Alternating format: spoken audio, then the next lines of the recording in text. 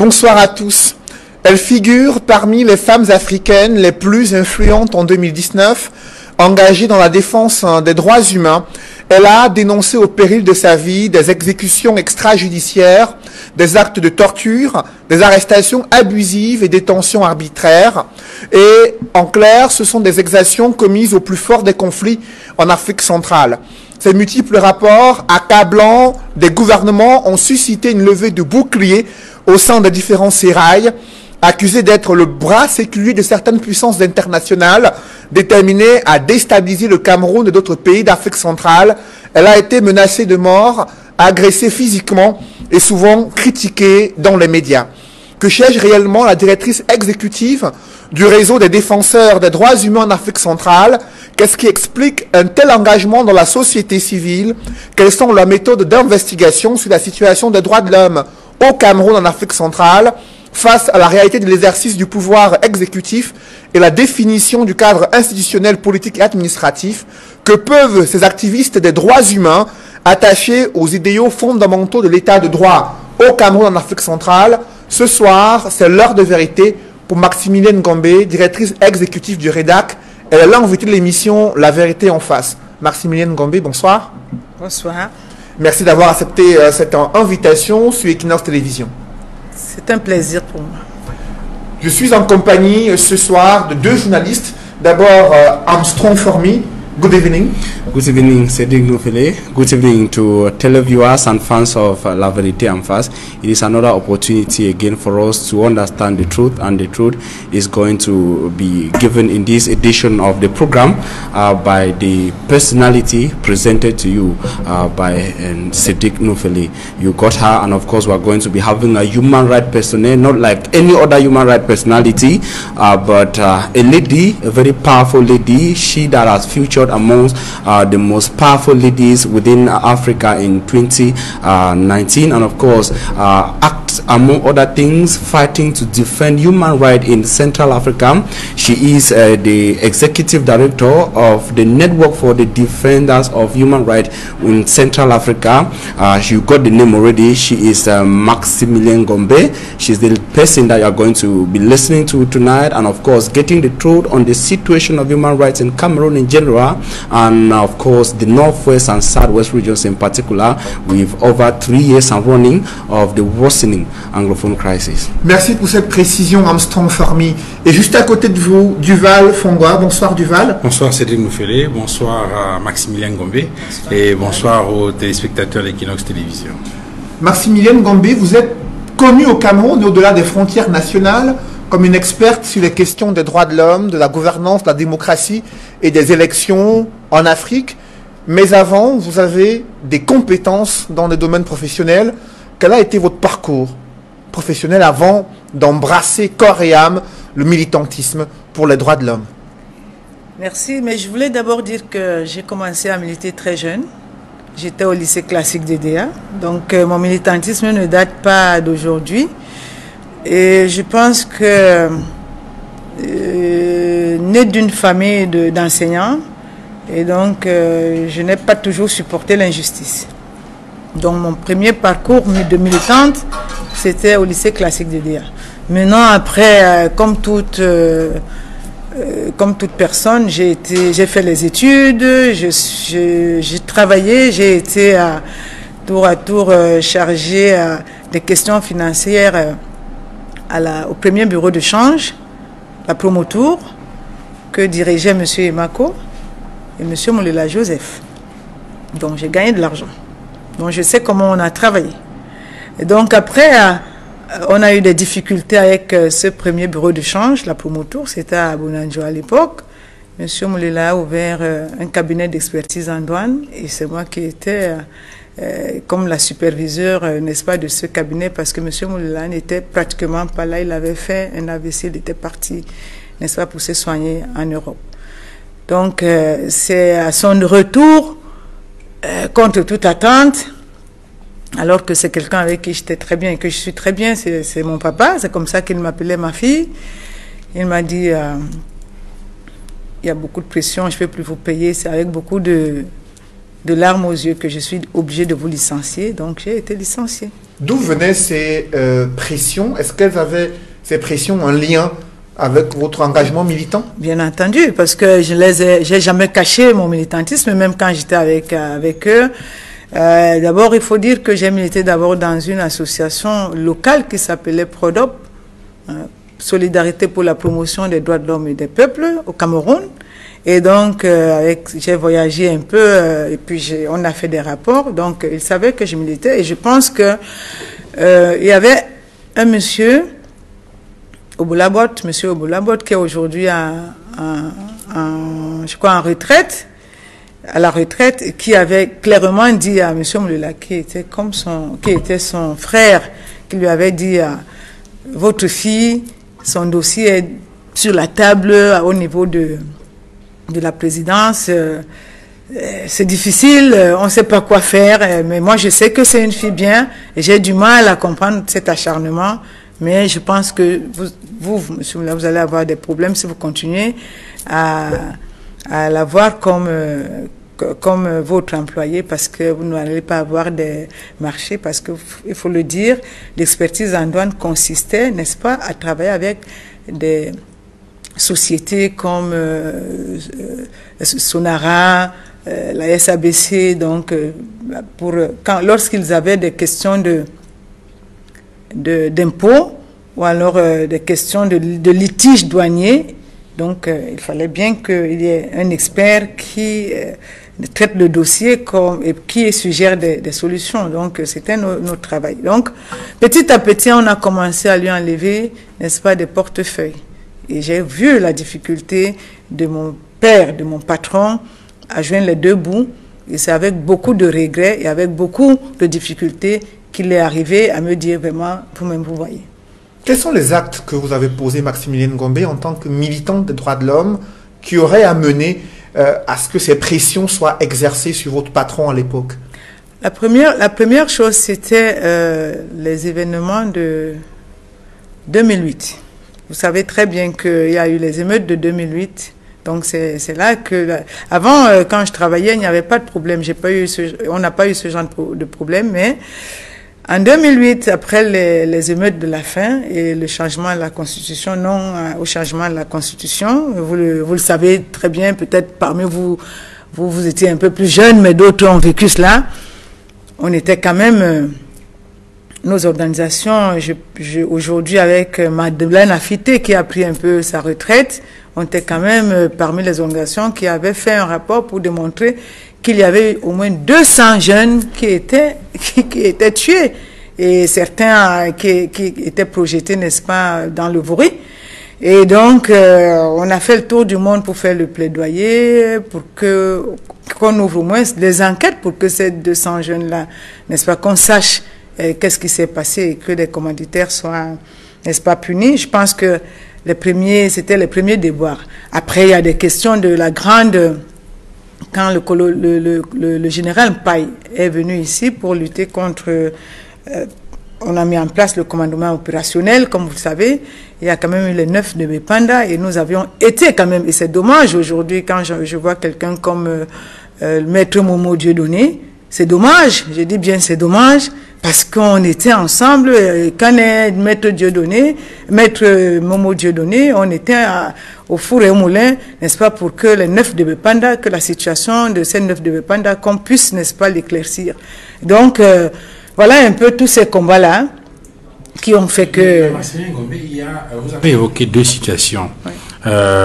Certainement que vous faites allusion au commandement opérationnel, oui, qui a été mis en place au Cameroun, je crois, au début des années 2000, oui, pour lutter contre la grande insécurité qui était vraiment rampante. Oui. Parce qu'on se souvient qu'à cette époque, il y avait des gens qui pratiquement se baladaient de quartier en quartier pour rançonner, pour racketter les familles, en donnant des rendez-vous. Exactement. Et le général Paye a été envoyé à Douala justement pour mettre un terme à cela. Vous avez évoqué cela. Oui. Vous avez également évoqué le combat que vous avez mené avec Madeleine Affité au sein de la CAT, oui, j'imagine. Que je rends d'ailleurs hommage. Voilà.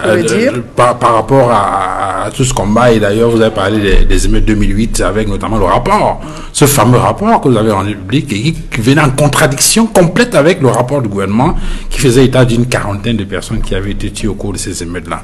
Mais vous n'êtes pas seul dans ce combat. Il y a Madeleine Affité dans le cadre de la CAT et vous avez parlé de 9 de Bépanda avec Jean-Dieu Momo, Anissé Kani et tout ça. Alors, toutes ces personnes auraient pu être, elles aussi, je veux dire ça comment, suivies ou matraquées. Oui.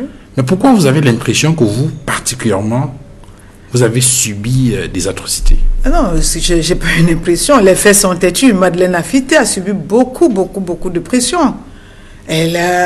Sa voiture a été vandalisée. Elle a pris sa retraite même précipitamment parce qu'après, elle a eu des problèmes de santé. Ses enfants, elle était obligée de les faire partir avant les miennes précipitamment. Donc, c'est des choses qui existent. Donc, c'est pas quelque chose, c'est pas une impression. Donc, après, quand on a mis en place une machine, on voit une personne après une autre. Maintenant, d'abord, nous sommes des femmes. Madeleine Afité et moi-même, nous sommes des femmes. C'est pas la même chose. Nous ne subissons pas les mêmes représailles comme les hommes. Je ne dis pas que les hommes ne subissent pas, mais c'est pas la même chose. Nous subissons des doubles représailles. D'abord parce que nous sommes des femmes, et en plus parce que des femmes n'ont pas le droit de faire un certain nombre de choses. Dans, n'est-ce pas, l'imagerie populaire où les hommes sont majoritaires. Donc nous avons subi pas mal de pression à ce moment-là, et il y a certains qui ont abandonné, il y a d'autres qui sont partis en exil. Il y a certains aussi qui ont dit le combat continue. Donc c'est ça. Peut-être avant de revenir sur les conséquences, je veux dire physiques, hein, sur votre personne et puis sur votre environnement immédiat, pour rester sur ce militantisme-là. C'est un militantisme des droits de l'homme où il y avait un peu de politique. C'est les droits de l'homme là. Les droits de l'homme, c'est le droit à un procès équitable. Quand on dit par exemple les exécutions extrajudiciaires ou sommaires qui sont, n'est-ce pas, interdites par toutes les conventions internationales et les traités, librement ratifiés par les États de l'Afrique centrale, si on fait un rapport, parce qu'on estime que, n'est-ce pas, des personnes ont été assassinées, ont subi, n'est-ce pas, ces exactions-là, mais ça fait partie des droits de l'homme. Maintenant, le politique a tendance à penser que chaque fois que la société civile, d'ailleurs ce n'est pas une invention camerounaise, et moi qui sillonne l'Afrique centrale, lorsque vous êtes en face d'un gouvernement ou bien d'un État qui n'est pas en accord avec, n'est-ce pas, des conventions et des traités, c'est souvent qu'il fait un mélange du genre parce que ça les arrange en pensant, en créant le trouble pour démontrer que oui, mais vous voyez, ils sont peut-être tapis dans l'ombre d'un parti. Je pose la question parce que on voit engager sur la cause des droits de l'homme, oui. Mais il faut pas oublier que on a quand même observé un certain nombre d'acquaintances, oui, entre vous, je veux dire entre certains hommes politiques et vous. Ce n'est pas un secret aujourd'hui que Moukoko Priso, par exemple, est votre papa. Oui. Et on connaît son engagement politique et ses positions vis-à-vis du pouvoir. Mais oui, c'est des gens qui m'ont formé. Vous pouvez pas me... Mais si je suis aussi ce que je suis aujourd'hui, c'est parce que des gens m'ont formé. C'était en clandestinité. Moi, j'ai commencé à militer, comme je vous ai dit, j'étais au lycée classique. C'était dans les années 88, 89. Et donc, c'est les Moukoko. À l'époque, on parlait pas du multipartisme. Donc, moi, je les ai connus comme ça. Et dans la clandestinité, les Henriette, elle est encore vivante aujourd'hui. C'est des gens qui m'ont formé sur d'abord comment, sur le militantisme, comment prendre, n'est-ce pas, comment documenter et comment aussi, n'est-ce pas, résister. Parce qu'à l'époque, il fallait résister. Donc, et aujourd'hui aussi, il faut résister. Mais à l'époque, ne militait pas qui voulait, mais qui pouvait. Et donc, je ne peux pas nier ce parcours-là.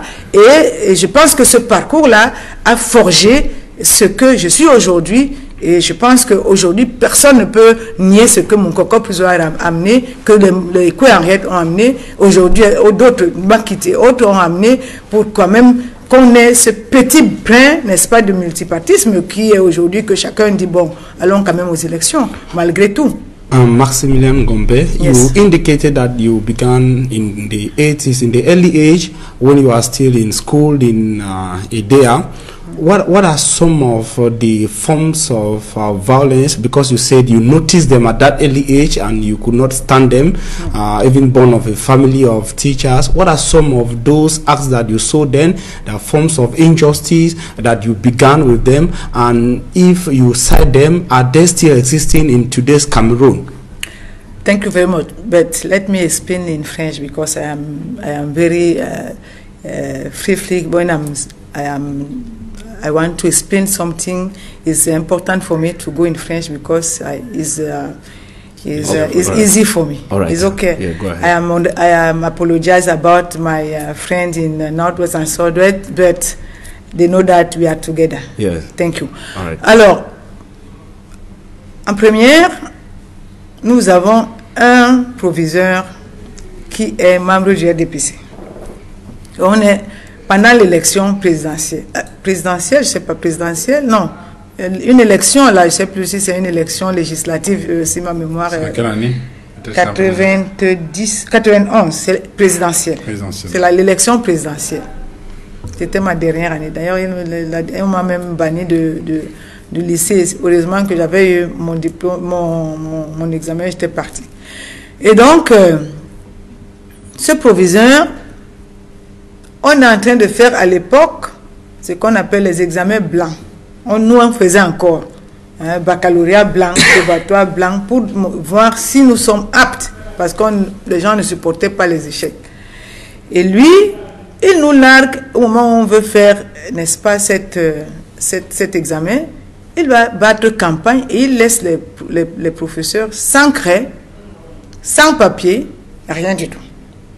Donc nous arrivons, un certain nombre de camarades de classe, et moi j'étais déjà militante dans la clandestinité, donc je savais comment on organise, n'est-ce pas, une manif. Mais oui, on n'invente pas l'organisation des manifs, hein, ça s'organise en amont. Donc, on a fait une réunion là tout de suite, et puis 2 heures, 3 heures plus tard, on levait le drapeau, on soulevait le drapeau, donc c'est comme ça que c'est parti. Et je peux vous assurer que j'ai des collègues, ils m'écoutent peut-être aujourd'hui, il y a 2 qui ont perdu les dents. C'était une répression atroce. Les militaires sont venus au lycée classique de DEA. Nous arrêter, nous tabasser comme juste parce qu'on a dit que c'est pas normal qu'un proviseur, au moment où on est en train de préparer nos examens pour devenir aussi quelqu'un demain, qu'il nous laisse et qu'il aille, n'est-ce pas, faire battre campagne. Quand il revient... Called in by the teachers, called by the principal of the school, I mean the soldiers who called them on campus, school authorities. Je pense que c'était le surveillant général. Et puis on l'a rappelé tout de suite, le proviseur. Il a tiré en l'air, il avait l'arme dans son bureau, il a commencé à tirer en l'air. Donc c'est aussi ça qui a fait à ce que nous n'avons pas supporté. Je pense que son bureau a été brûlé, ses diplômes ont été brûlés, on l'a même affecté tout de suite. Et d'ailleurs, c'est parce qu'on avait dit qu'il n'était pas normal qu'il soit proviseur au lycée classique d'ailleurs, parce qu'il n'était pas, n'est-ce pas, il n'était pas plègue. Donc, il s'appelait M. Baha, qui était directeur du collège Montesquieu, et c'est son ami, M. Mboui, qui l'a affecté au lycée, on ne sait pas par quel mot de passe-passe. Et donc, il ne connaissait pas la réalité d'un lycée, il savait pas ce que c'est qu'un lycée. Donc, on avait déjà un problème avec lui, parce qu'on considérait qu'on nous a enlevé un bon professeur qui est décédé aujourd'hui, M. Bucon, qui était très bien avec nous, pour nous amener un directeur d'une école privée. Donc, ce n'était pas c'était pas la même philosophie. Therefore, it was like a similar atmosphere what we had in the University of Buea. We saw soldiers came into the University of Buea, yes, and had some students were beaten. It is a way to like say it has not actually changed since from what you witnessed in Edea. It continues to today's Cameroon. Oui, bien sûr. Vous avez vu, c'est exactement à peu près ce qui s'est passé. À la différence que à l'époque, c'était les services de renseignement qui étaient très forts. Moi, je sais, et je parle, que Henriette peut le dire aujourd'hui, je sais que je suis venue à Douala, j'ai passé plus de 3 semaines sans aller à l'école parce que j'étais recherchée. Et quand ils sont venus me chercher chez nous à Edea, je suis sortie par la porte de derrière.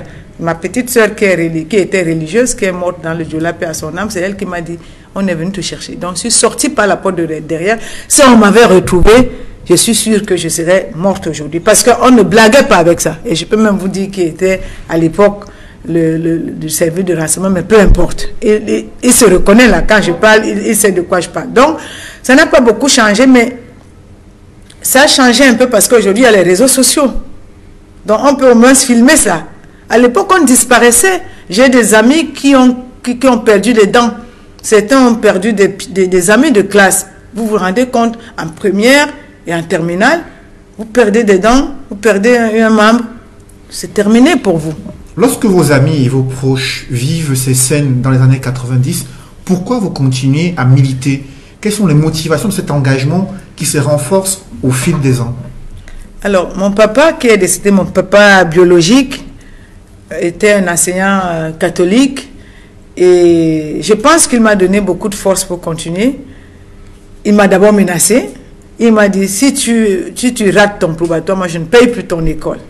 Et là, c'était un challenge parce que moi j'étais tout le temps dans les formations clandestines. En même temps, il fallait que je fasse quand même mes études. C'était pas facile. On venait là un vendredi pour une formation et on partait le dimanche ou le lundi matin. On m'appelait même à l'époque au lycée Roger Mila parce que on ne savait pas à quel moment je venais. Mais j'avais beaucoup de bonnes relations avec le chef de classe et la cheftaine de classe parce que j'étais aussi parmi les meilleurs élèves. Donc c'était ça qui me sauvait. Et donc il me dit, tu as choisi de militer, je ne sais pas avec qui, qu'est-ce que tu cherches. Et donc si tu rates le probatoire là, moi tu m'oublies. D'accord, je commence à dire, mais là l'affaire là est grave. Je constate effectivement que je ne lis pas mes cours. Et j'ai fait le probatoire avec ma petite soeur.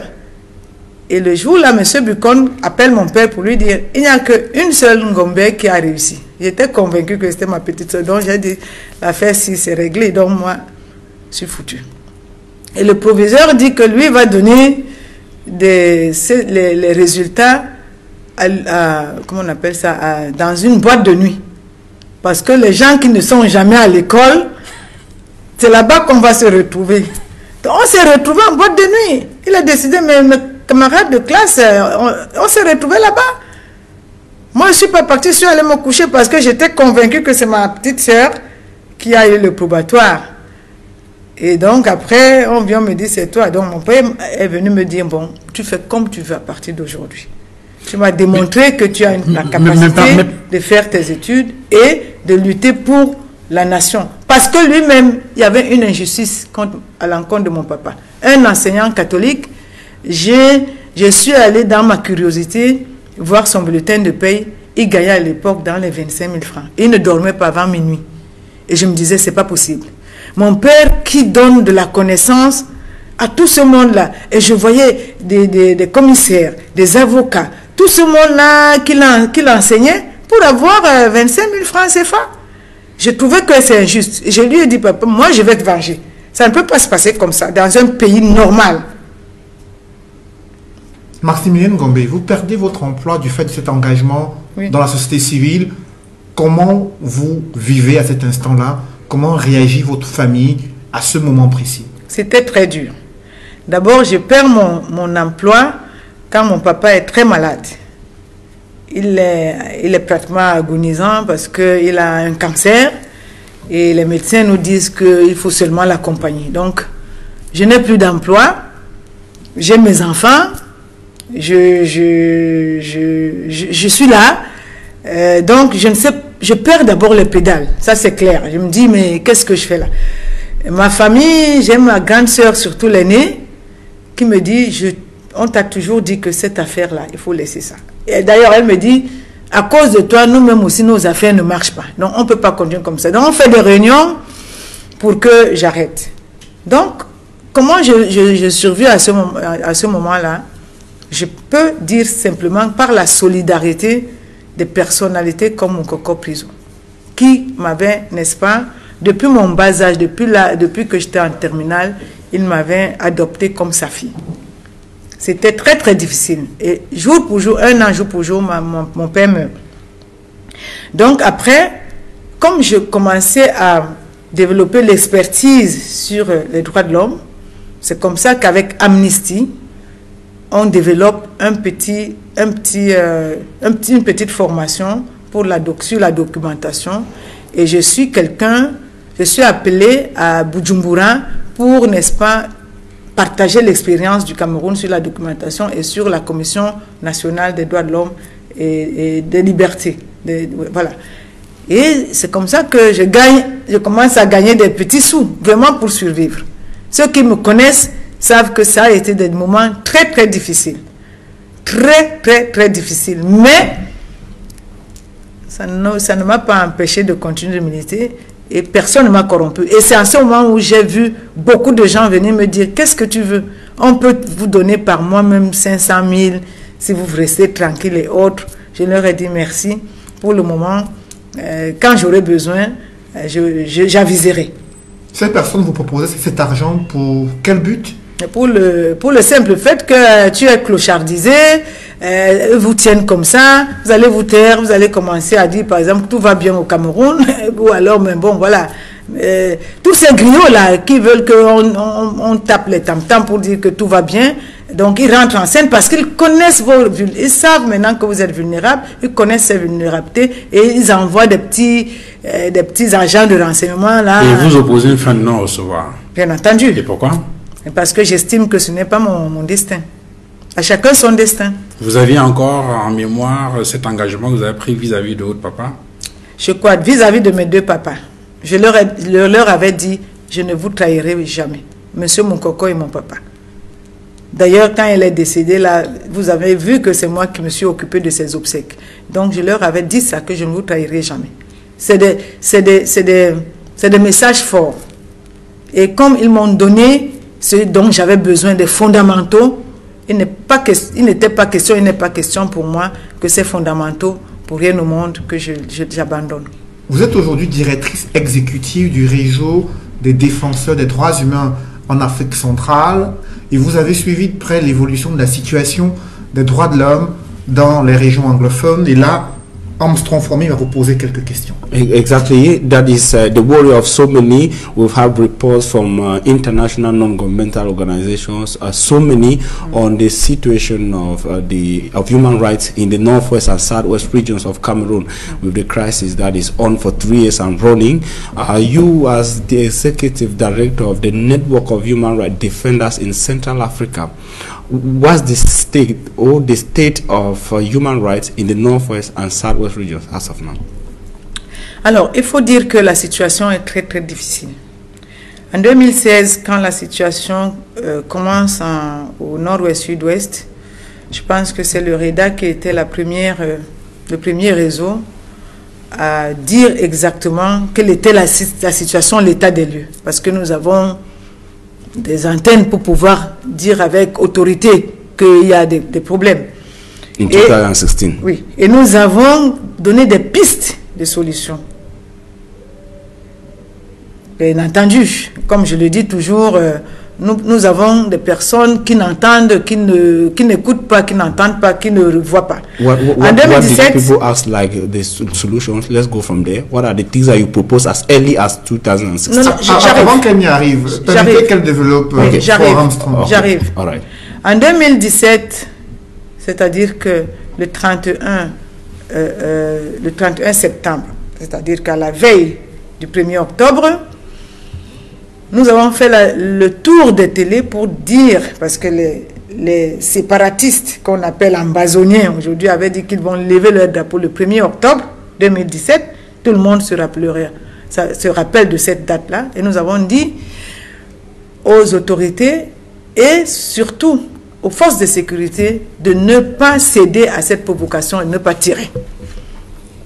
Sauf que le lendemain, tout le monde sait ce qui s'est passé. Et nous avons documenté pour dire qu'il y a eu 100 morts.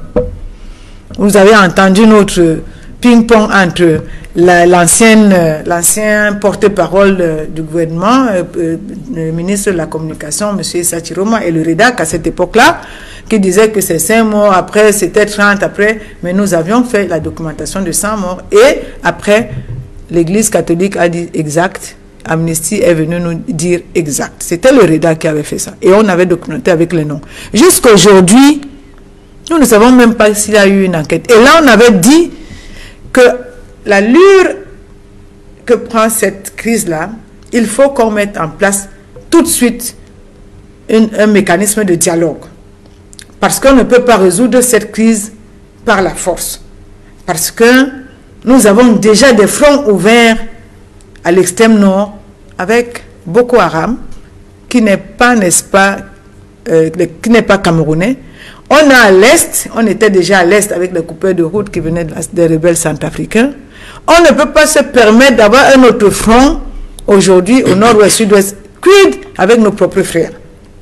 Donc il y a un malaise.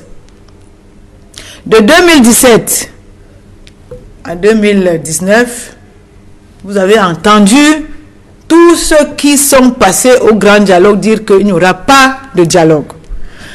Après, nous nous sommes passés outre le dialogue, parce que quand on a commencé, n'est-ce pas, à exécuter les forces de l'ordre, les forces de sécurité, à décapiter les forces de sécurité, à enlever les autorités, nous avons là encore interpellé l'État en leur disant du jamais vu.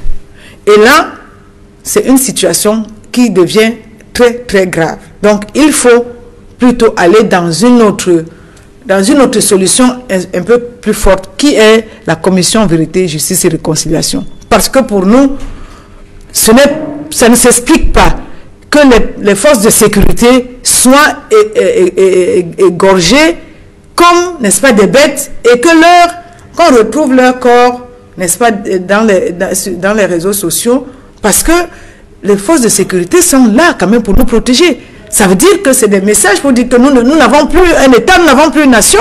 Et donc il faut quand même qu'on s'arrête.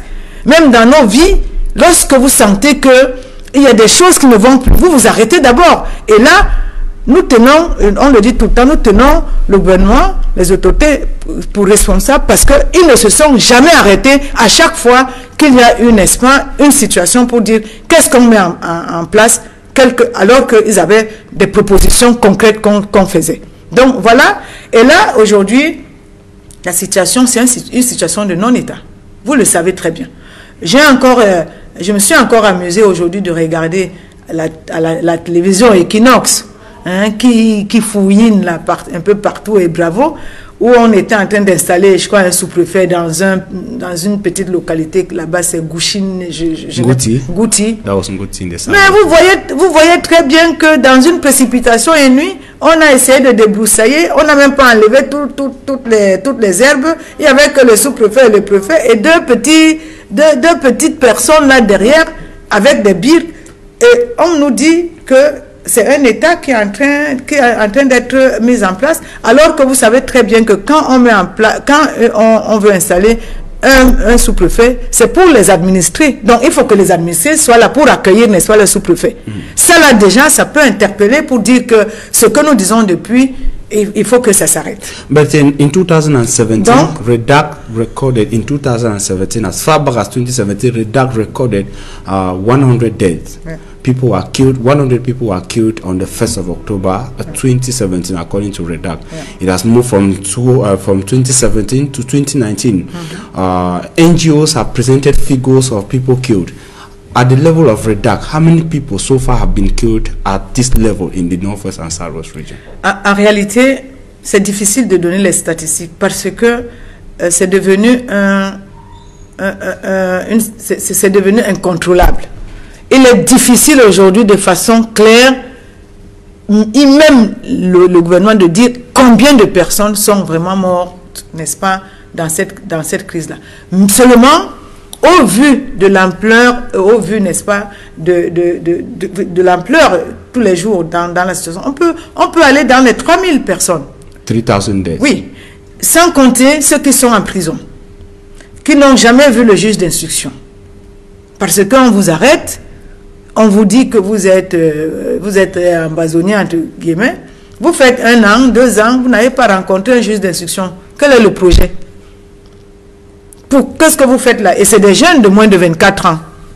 Donc au moins un millier de personnes encore sont dans des prisons, et soit peut-être 200, 300 qui n'ont pas vu le juge d'instruction. On l'a d'ailleurs relevé dans une des communications pour demander, n'est-ce pas, au ministre de la Justice, lorsqu'il y avait des émeutes, d'urger, n'est-ce pas, par exemple, les magistrats de rentrer dans les prisons et de regarder, n'est-ce pas, ces dossiers-là, et peut-être de les faire sortir parce qu'ils n'ont rien à faire là-dedans. Si vous amenez quelqu'un depuis 2 ans et vous n'arrivez pas à apporter une seule petite preuve pour démontrer que ce pourquoi vous l'avez arrêté, c'est ça, qu'est-ce que vous faites de lui en prison? Mais certains d'entre eux sont soupçonnés d'être complices de ces groupes armés et séparatistes qui commettent des exactions sur le théâtre de la crise anglophone. Heureusement que vous dites soupçonnés. Ce n'est que des soupçons.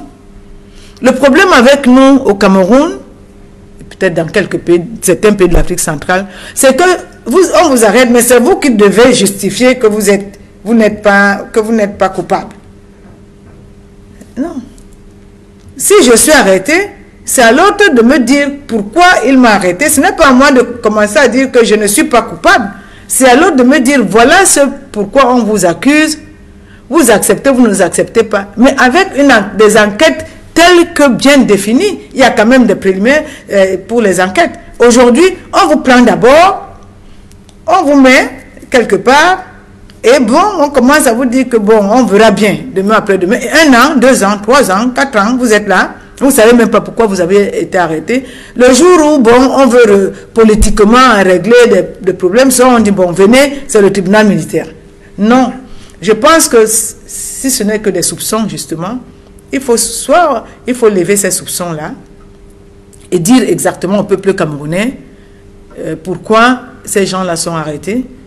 Deuxième chose, tout le monde le dit, est-ce que vous avez souvent les noms? On a toujours les noms quand le président de la République, n'est-ce pas, les gracie.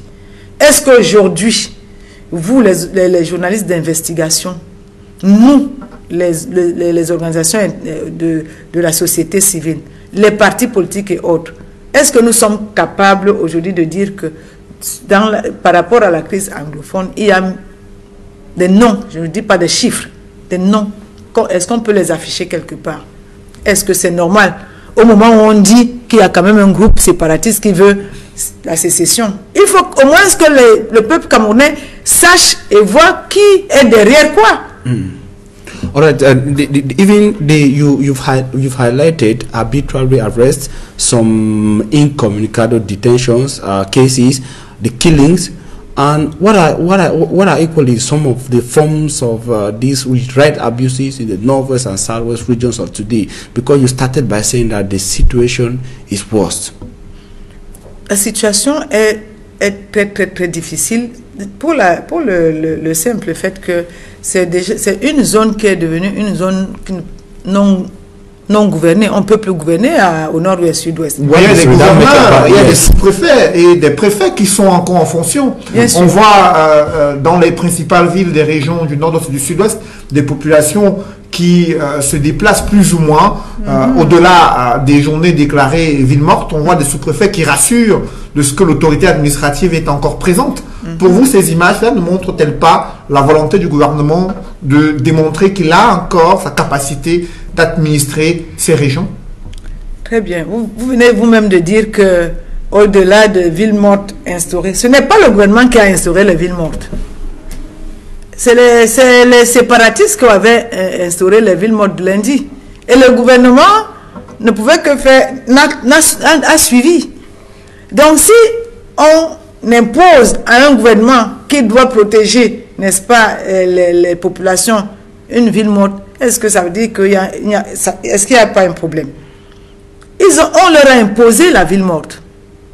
Ça, c'est la première chose. La deuxième chose, est-ce que parce que Bamenda a quelques petites villes là, moi j'ai été à Pini, parce que tout le monde est dans les bureaux feutrés, n'est-ce pas, et climatisés à Yaoundé. C'est de là qu'ils disent que tout va bien. Nous sommes sur le terrain. Je peux vous dire dans des villages où je suis allé et ce que j'ai vu. Il y a des vidéos tournées par nous-mêmes, puisque j'y suis allé. Ne me demandez pas comment, parce que ce n'est pas la peine, je ne vous dirai pas. Mais je suis allé, Pigny et autres, où la vie s'est arrêtée. Donc la vie ne peut pas être seulement quelques quartiers de Bamenda et de Buea, un peu à Limbe, et dire que bon, il y a le gouvernement a le contrôle. Le gouvernement n'a plus de contrôle. Et ce n'est pas des solutions, alors des ébauches de solutions qui manquent. c'est le manque de volonté politique qui manque. Mais il y a eu des missions gouvernementales au début de la crise qui se sont rendues dans ces régions pour discuter avec les forces vives, les associations, les syndicats, conducteurs de mototaxi, les populations, afin de relever leurs préoccupations et les transmettre au chef de l'État. Plusieurs missions gouvernementales sous l'ère du Premier ministre Philippe Moyan. Comment expliquer que malgré ces différentes missions, que la situation s'est empirée entre 2017 et 2019? Parce que les solutions... Vous ne pouvez pas, vous ne pouvez pas avoir le cancer et on vous soigne du palu. C'est clair, je ne suis pas médecin, mais c'est le b.a.-ba. Si vous avez un cancer, moi j'ai vu mon papa souffrir d'un cancer, on ne lui donnait pas de médicaments du palu, parce que les médicaments du palu, bon, vous les buvez au bout de 2 jours, si vous les buvez très bien, vous guérissez. Le cancer, il faut des médicaments forts, il faut un traitement fort. Donc un traitement fort, ce n'est pas la force. Pas forcément. Ce n'est pas aussi la guerre d'information. Parce que l'autre chose qui se passe au niveau du nord-ouest et sud-ouest, c'est aussi la guerre d'information et de communication. Parce que chacun veut gagner la guerre. Je vous ai amené ici le rapport du REDAC sur l'élection présidentielle de 2018, la documentation des cas de violation et d'abus des droits humains pendant et après l'élection présidentielle du 7 octobre. Les zones à risque, nord-ouest, sud-ouest, extrême nord, littoral. Je souhaite que chacun, n'est-ce pas, lise ça de bout en bout. Et là, il y a des solutions. Je termine. En dehors de ces exactions, ce que vous ne savez pas, parce qu'on n'en parle pas beaucoup, c'est que les activistes du nord-ouest, sud-ouest sont menacés tout le temps. Nous avons déjà délocalisé au moins 5 femmes défenseurs des droits de l'homme du nord-ouest, sud-ouest pour d'autres régions qui ne sont pas menacées par les, entre parenthèses, séparatistes, mais par, n'est-ce pas, les membres du gouvernement. Il y a un de nos collègues qui a disparu depuis 2018, Moua Franklin. Il était seulement à Kumba pour faire son travail de reporting. Il a disparu. On a fait tous les plaidoyers du monde entier. Le gouvernement ne s'est même pas prononcé jusque-là. Mais il est connu comme défenseur des droits de l'homme.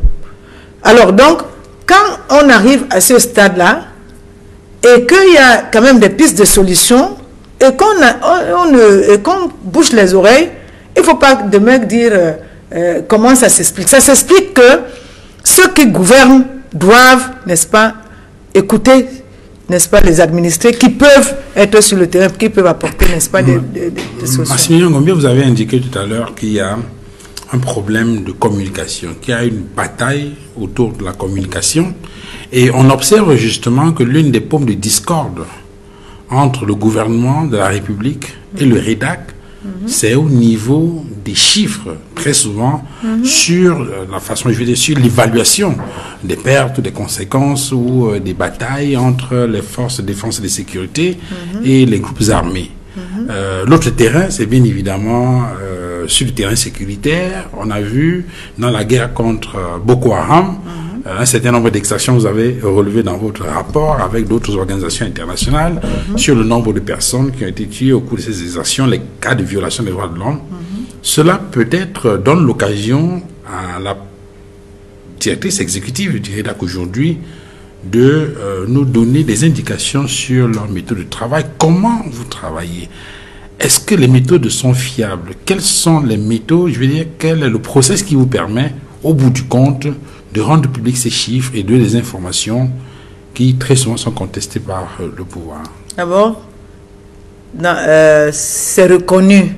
Les chiffres des organisations internationales ou nationales et ceux de gouvernement ont toujours été l'objet de discorde. Ce n'est pas une question seulement au niveau du Cameroun. Si vous suivez Human Rights Watch, par exemple, quand il fait un rapport sur la France, et tout, on conteste toujours. Le problème, c'est la manière. C'est-à-dire, ici, on ne conteste pas, mais on vous menace pour dire que vous mentez. Pour après dire que vous avez raison. C'est pas pareil. On conteste toujours. Quand vous partez, par exemple, à Genève, lorsqu'il y a l'examen périodique et autres, le Cameroun n'invente pas le chaud, tous ces pays-là passent. Vous entendez un ambassadeur ou bien un représentant de l'État dire nous prenons acte, bon, même si les chiffres sont exagérés, on va quand même voir si les exactions là, même si c'est deux, pour voir comment il faut améliorer. Ils sont dit il n'y a jamais rien, que vraiment tout va bien. Peut-être parce qu'on conteste vos méthodes de travail. Bon, on peut contester les méthodes de travail, mais si après vous dites c'est pas vrai et après vous dites c'est vrai alors. Parce qu'après on dit c'est pas vrai, après on vous dit bon c'est vrai mais ce n'était pas le chiffre. C'est ça le problème. Si on conteste les méthodes de travail, on peut dire au public que nous contestons les méthodes de travail, mais on ne peut pas dire au public ce n'est pas vrai. C'est des caisses de résonance de certains pays, mais après pour dire c'est vrai, mais c'était juste des brebis galeuses. C'est ridicule. Maximilien Gombe, prenons un cas pratique sur la situation humanitaire dans les régions du nord-ouest et du sud-ouest. Les ONG, les Nations Unies parlent de près de 500 000 déplacés internes. Le gouvernement a contesté ces chiffres à travers la voix du ministre. C'est pour le savoir. C'est pour ça que je dis il ne faut pas se moquer du peuple. Parce qu'on peut tromper le peuple pour un temps. On ne peut pas tromper le peuple tout le temps. Parce qu'à un moment donné, le peuple va se révolter.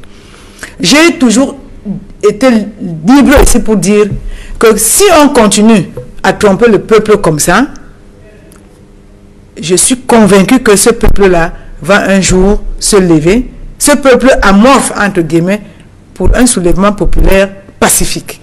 Cédric a parlé tout à l'heure, il a pris le cas de la crise humanitaire. Mais il y a également une autre situation. On a vu le REDAC devant la scène. Pendant plusieurs semaines, on a même eu l'impression à un moment donné que c'était pratiquement la fin.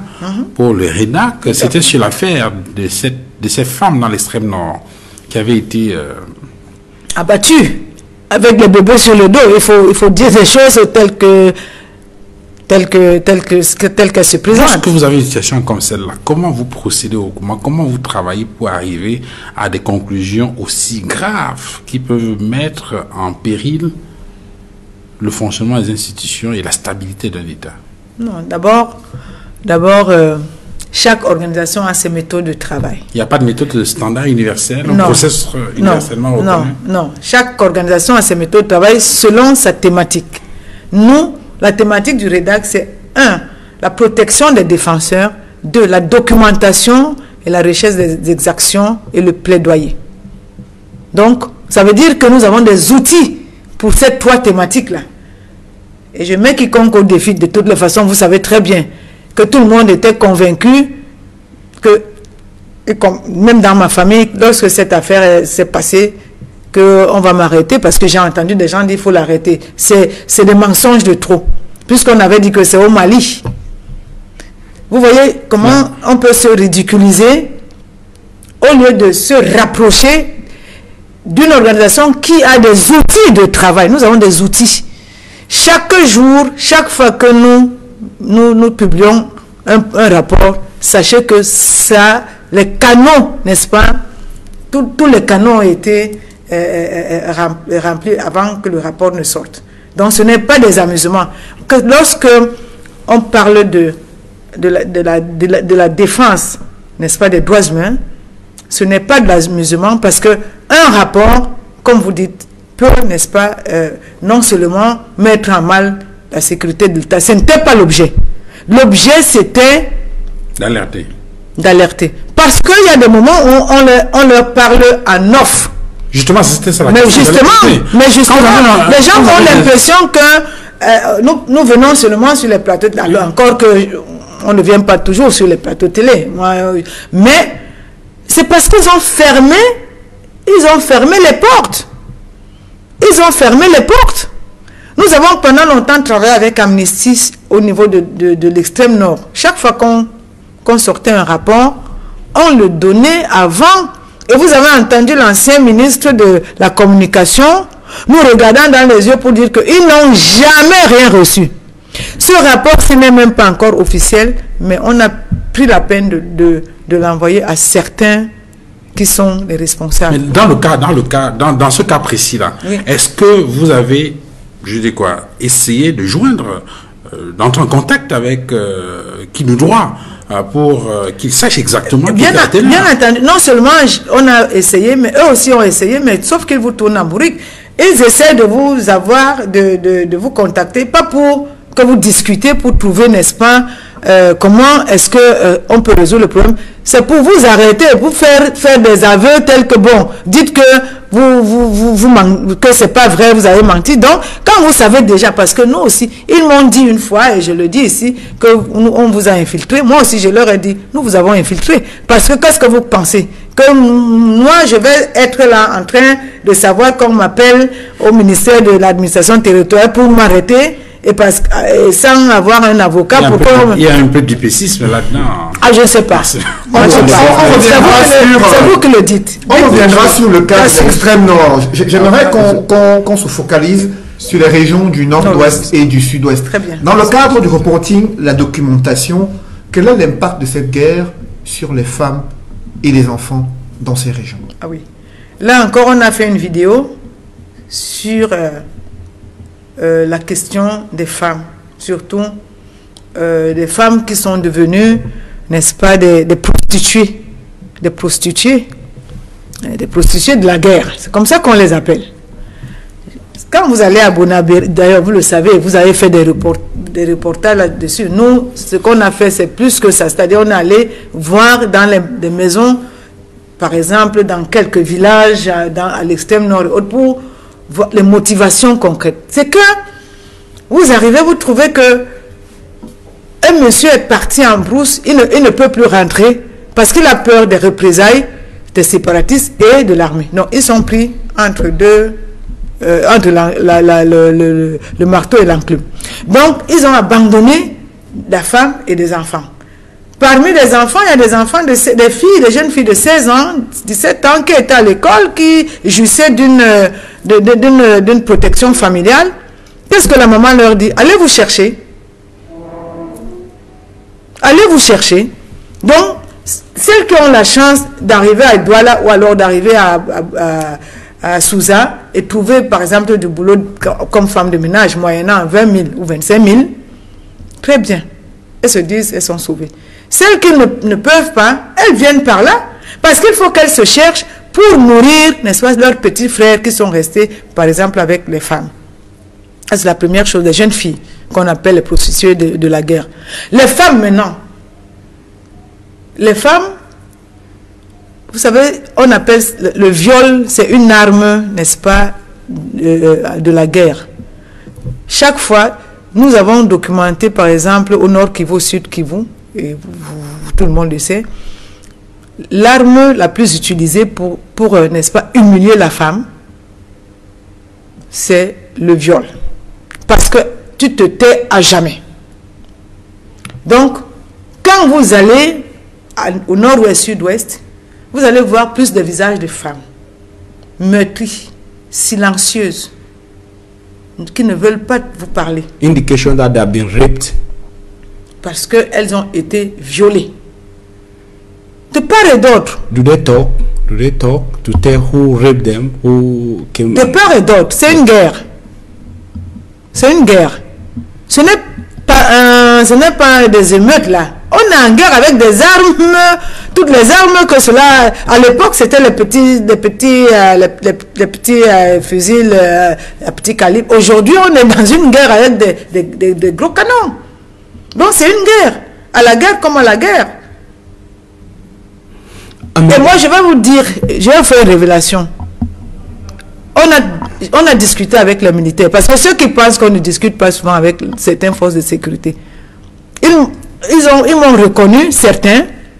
S'ils m'écoutent, là, ils peuvent le confirmer. Ils m'ont dit, il faut qu'on discute. Toute une nuit, j'ai voyagé toute une nuit pour Limbe. Nous nous sommes rencontrés. Et ils m'ont dit, madame, voilà notre situation. On nous demande d'aller à la guerre. En principe, nous devrions sortir tous les 3 mois pour rentrer d'abord. Pour pouvoir, n'est-ce pas, psychologiquement nous retrouver. Parce qu'il y a des atrocités, c'est la guerre. Mais j'avais vu 3 ou 4. Ça fait 1 an. Moi, nous, on est oubliés ici. Avec tout ce que nous voyons. Et on nous dit, par jour, voilà votre ration qui est de temps. Et on nous donne la moitié. Et je leur demande, l'argent là va où? Mais chez le chef, non. Mais le chef, c'est qui? Mais ceux qui viennent nous donner des rations. Et après, ils me disent, vous voulez qu'on fasse quoi? Quand tu n'as pas vu ta femme pendant 1 an, quand tu n'as pas vu tes enfants et que tu ne manges même pas bien, si tu es en brousse et que tu trouves, vous-même qui parlez de viol là, que vous dites que nous violons, c'est depuis ce jour-là que, avec humilité, j'ai même coulé les larmes parce que c'était des révélations des frères qui étaient vraiment, qui parlaient avec leur cœur. Et quand on dit ça, ce n'est pas pour dire que l'armée ne fait rien, c'est pour dire qu'il y a des problèmes et il faut les régler. Donc, ça veut dire que cette guerre-là n'est pas importante. On doit faire la guerre ailleurs. Au nord ou au sud-ouest, ce n'est pas une guerre importante. On peut trouver des solutions pour arrêter ça. Parce que si on n'arrête pas ça, ce qui va se passer, c'est quoi? C'est que les plaies vont être trop nauséabondes. Elles sont même déjà nauséabondes. Mais on peut encore avoir un petit optimisme. Mais si on laisse, ça va se gangréner. Et les plaies seront nauséabondes au point où c'est les enfants et les petits-enfants qui vont faire la guerre, une guerre, n'est-ce pas, à long terme. Et c'est pour cela que, qu'on le veuille ou pas, la commission Vérité, Justice et Réconciliation qu'on propose, c'est simple. Vérité, pourquoi? Pourquoi on en est? Comment ça se fait qu'on soit arrivé à cela? Qu'est-ce qui n'a pas fonctionné? Est-ce que c'est une question historique avec des ramifications sociales ou sociopolitiques? On peut regarder ça tranquillement. Et sur ce point précis, vous avez discuté aussi avec des chefs des groupes armés, au-delà des militaires. Quel est leur état d'esprit? Qu'est-ce qu'ils vous disent? Quelles sont les raisons pour lesquelles ils sont dans cette lutte armée depuis plus de 2 ans? Alors, pour ce que nous avons pu avoir, et il faut le dire, c'est la vérité. D'abord, nous leur avons dit, on les a rencontrés à Genève. D'abord, on leur avait dit qu'il faudrait qu'ils acceptent, n'est-ce pas, par exemple, les pourparlers. Parce que souvent, les gens, ils voient seulement que, bon, il y a les pourparlers à Genève, mais ils ne savent pas qu'il y a des gens qui travaillent pour la paix. Et on n'est pas obligé de dire ça quand on travaille pour la paix sur les plateaux de télé, parce que ça nous arrange. Et ils nous ont dit clairement que, pour certains, ils n'ont pas besoin... Je ne parle pas des groupes qui sont radicalisés. Parce qu'il y a eu des groupes radicalisés qui pensent que ça va. Ils ont trop encaissé. Mais les groupes qui pensent qu'il faut régler les problèmes, n'est-ce pas, historiques, sociopolitiques. Donc, ça veut dire qu'ils ne veulent pas quitter, comme ils disent, la République, mais il faut qu'on parle de ça sur la table. Et qu'on indexe les commanditaires. Eux, ce n'est pas eux qui ont voulu la guerre, on leur a imposé la guerre. Ça me rappelle l'affaire de l'UPC avec les colons qui disaient nous n'avons pas voulu la guerre en 1955, c'est les colons qui nous ont imposé la guerre. Ce qui était vrai. So vous le savez. Donc, maintenant, est-ce que l'un ressemble à l'autre? C'est à chacun de vous d'en tirer les conséquences. Mais ils sont prêts. Mais sauf qu'à chaque fois qu'ils sont prêts, on a l'impression qu'au niveau du gouvernement, il y a des gens qui ne veulent pas. Vous avez vu toute la bonne volonté du Premier ministre. Je parle de l'actuel. Parce que quand c'est bien, il faut le dire. Moi, je n'ai pas beaucoup suivi Philemon Yang, mais le monsieur John Gouté, je l'ai vu à l'œuvre. Il est allé, il a dit, nous allons dialoguer, on va parler de tout. 2 jours plus tard, France 24, c'est le ministre de l'administration territoriale qui disait, on va discuter, mais nous n'allons pas parler des questions de forme d'État. Quand vous êtes avec des gens qui commencent, et là on commençait à avoir des pourparlers au niveau de Genève avec eux. Quand vous avez donc des gens qui sont dans la prédisposition de vouloir, n'est-ce pas, discuter, et que il y a une volonté d'une part, un chef du gouvernement dit que voilà ce que moi je donne comme ton, et un ministre vient dire que, alors qui gouverne, le ministre ou bien le chef du gouvernement? Il faut aussi qu'on nous dise. Nous parlerons justement de ce grand dialogue national qui s'est tenu en fin septembre 2019 dans la deuxième partie de cette émission. D'abord, une courte pause dans l'émission La Vérité en face.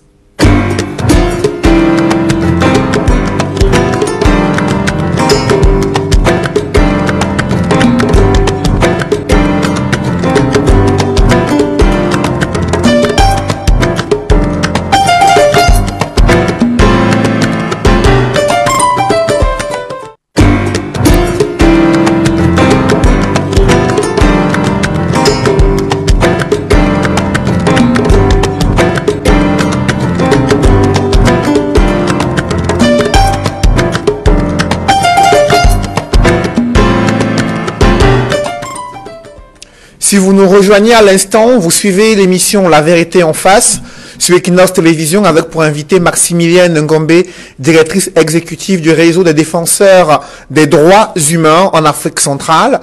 Maximilienne, un grand dialogue national s'est tenu au Cameroun. Près de 600 participants ont discuté officiellement des causes profondes de cette crise anglophone. Ils ont esquissé des recommandations transmises au président de la République du Cameroun.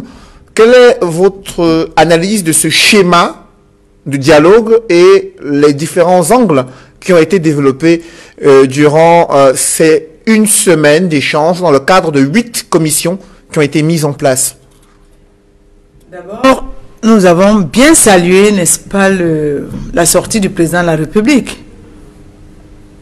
Après 3 ans de notre revendication, et il a été clair. Il faut le dire. Le président de la République a été clair dans son propos. Et ce qu'on attendait, c'est que, lors de la mise en œuvre, que cette clarté suive. Sauf que, qu'est-ce qu'on a vu? On a vu une bande de copains et de copines, qui d'ailleurs étaient les personnes qui avaient dit sur les télés et partout, sur les réseaux sociaux, qu'on ne dialoguera jamais. C'est ça le premier enseignement. Comment ça se fait que depuis 3 ans, les gens qui ont pensé le dialogue, qui ont été sur le terrain, qui ont appelé de tout leur vœu le dialogue, sont nulle part. Ceux qui ne veulent pas le dialogue, c'est eux qui sont invités. Ça, c'est le premier enseignement. Le deuxième enseignement, c'est que un dialogue ne peut pas être juge et parti. Donc, vous ne pouvez pas convoquer le dialogue. C'est vous qui faites les synthèses des documents, c'est vous qui recevez des gens, c'est vous qui les convoquez.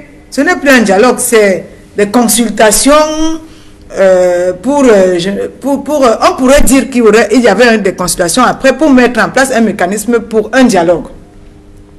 Mais là, c'était une consultation pour après s'asseoir pour dire bon, nous avons fait. Ce sont des ratés. C'est-à-dire, la troisième chose, c'est l'argent. Pourquoi nous ne pouvons pas faire des choses dans ce pays sans qu'on ne parle des centaines de milliards? Nous, les gens meurent de famine. On n'a pas d'électricité. Vous êtes là, nous tous, nous sommes là. On fait 3 jours sans énergie. Il faut en parler. On n'a pas de l'eau. On n'a pas des infrastructures sanitaires. On fait un grand dialogue et on nous parle seulement en termes de milliards. Mais c'est inouï ça. On pourrait dire que tout le monde qui est épris de la paix vient à ce dialogue et se prend en charge. C'est aussi ça pour montrer qu'on est patriote et qu'on veut sortir le pays de l'impasse. Tous ceux qui militent là, beaucoup partent le matin sans savoir comment ils vont rentrer et qu'est-ce qu'ils vont manger. Donc, maintenant, ça c'est la forme.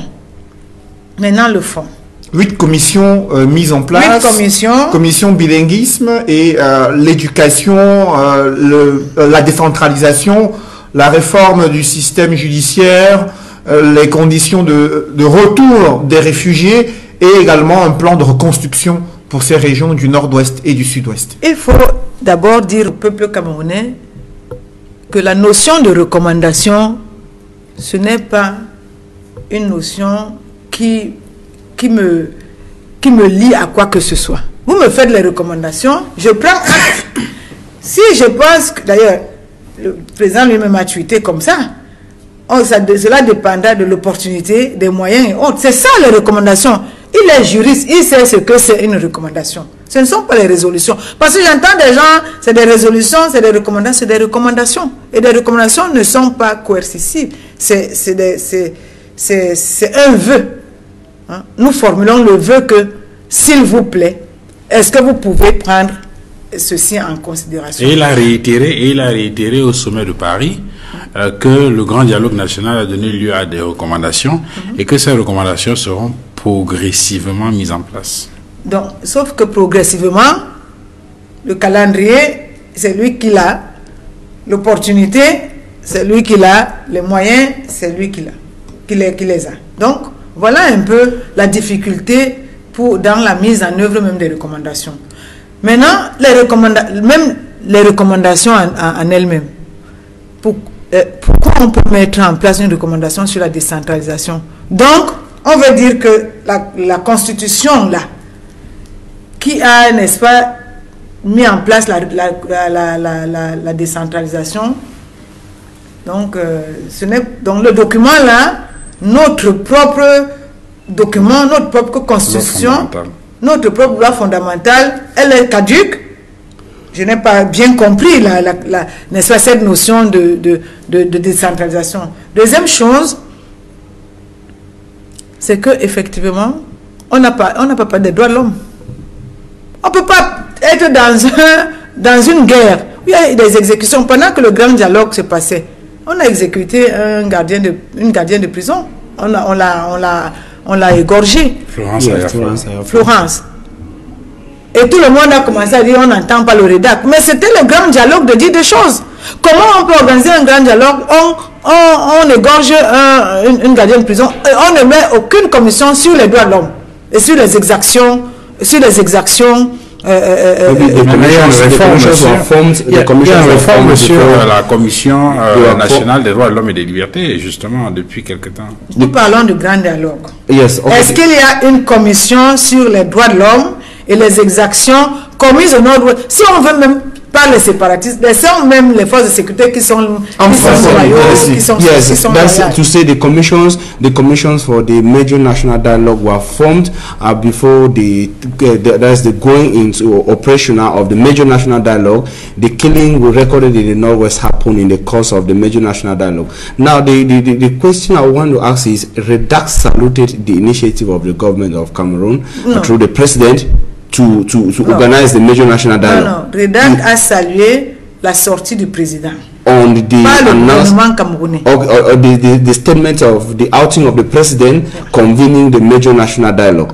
And you indicated that you saw the prime minister, who was named at the same time as by the president to be the chairperson of the major national dialogue.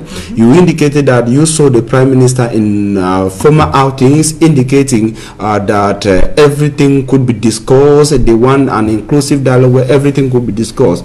But just that he, as the head of the major national dialogue, was responsible for the commissions created, the 8 commissions created. And of course, you are seeing the absence of the commission on the issues related to human rights and so many other commissions. Then when you look at that, the prime minister that had the opportunity to form those commissions, then do you see that he has the will, or he meant what he said, everything could be discussed? Non, d'abord, je pense que le Premier ministre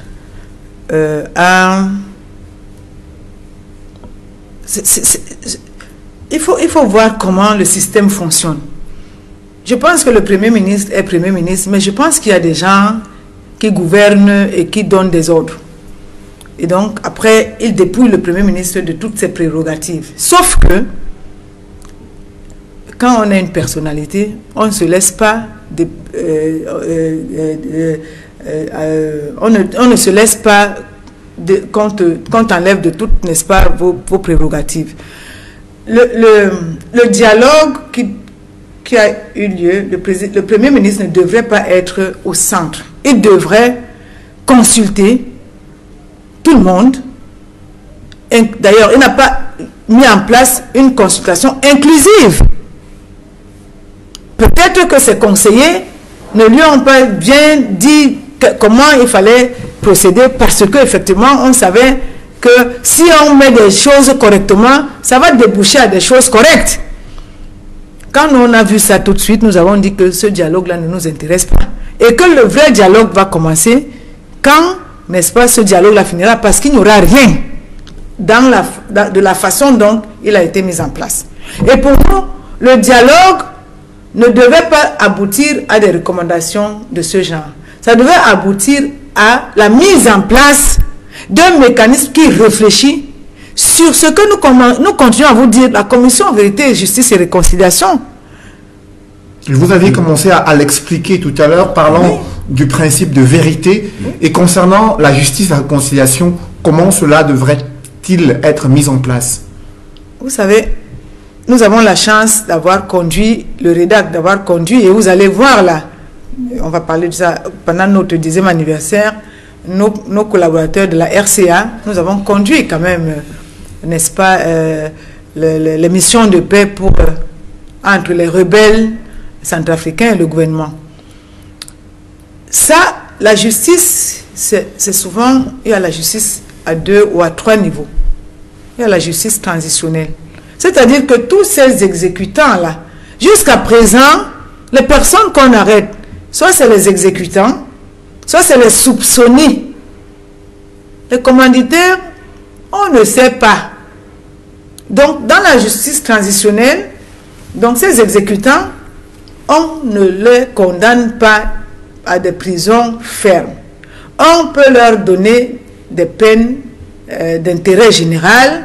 Par exemple, vous travaillez pour le Cameroun pendant un certain temps pour votre propre insertion, mais pour aussi réparer ce que vous avez fait.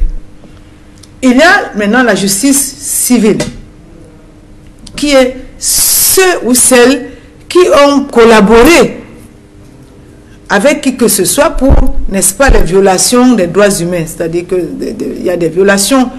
Les violations ne sont pas les exactions et ne sont pas les exécutions. Parce qu'il faut faire attention entre les violations des droits humains, qui peuvent être les violations des lois de liberté fondamentale et autres, aux exactions, qui peuvent aller des arrestations arbitraires jusqu'aux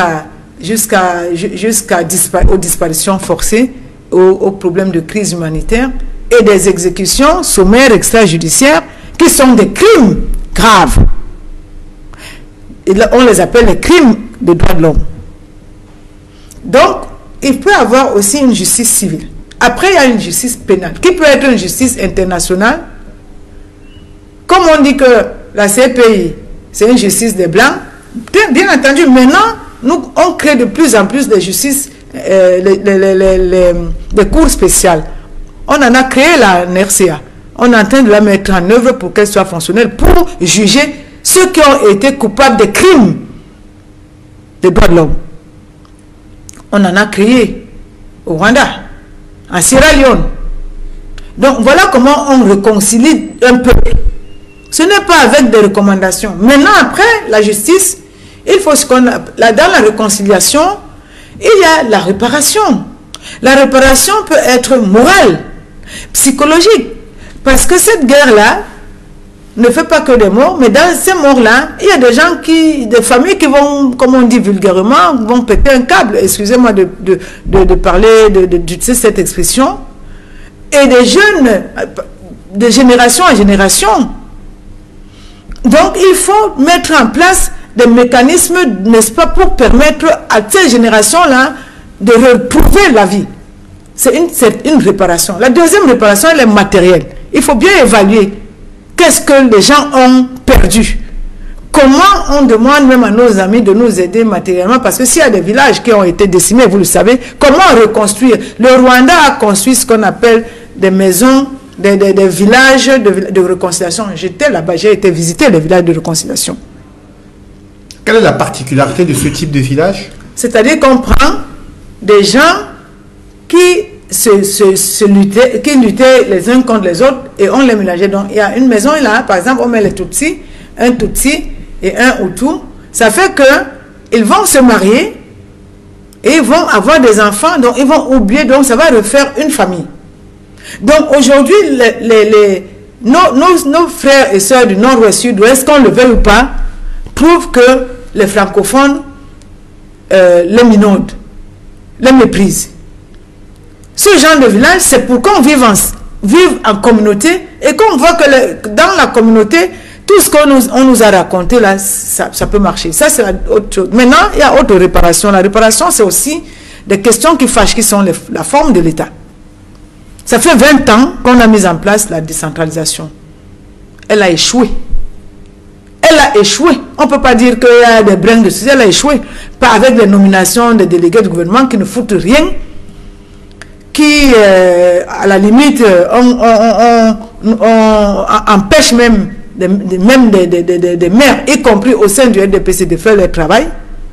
Donc, elle a échoué. Donc, on ne peut pas aujourd'hui continuer à brandir la décentralisation comme preuve de quelque chose qu'il faut quand même essayer après 20 ans.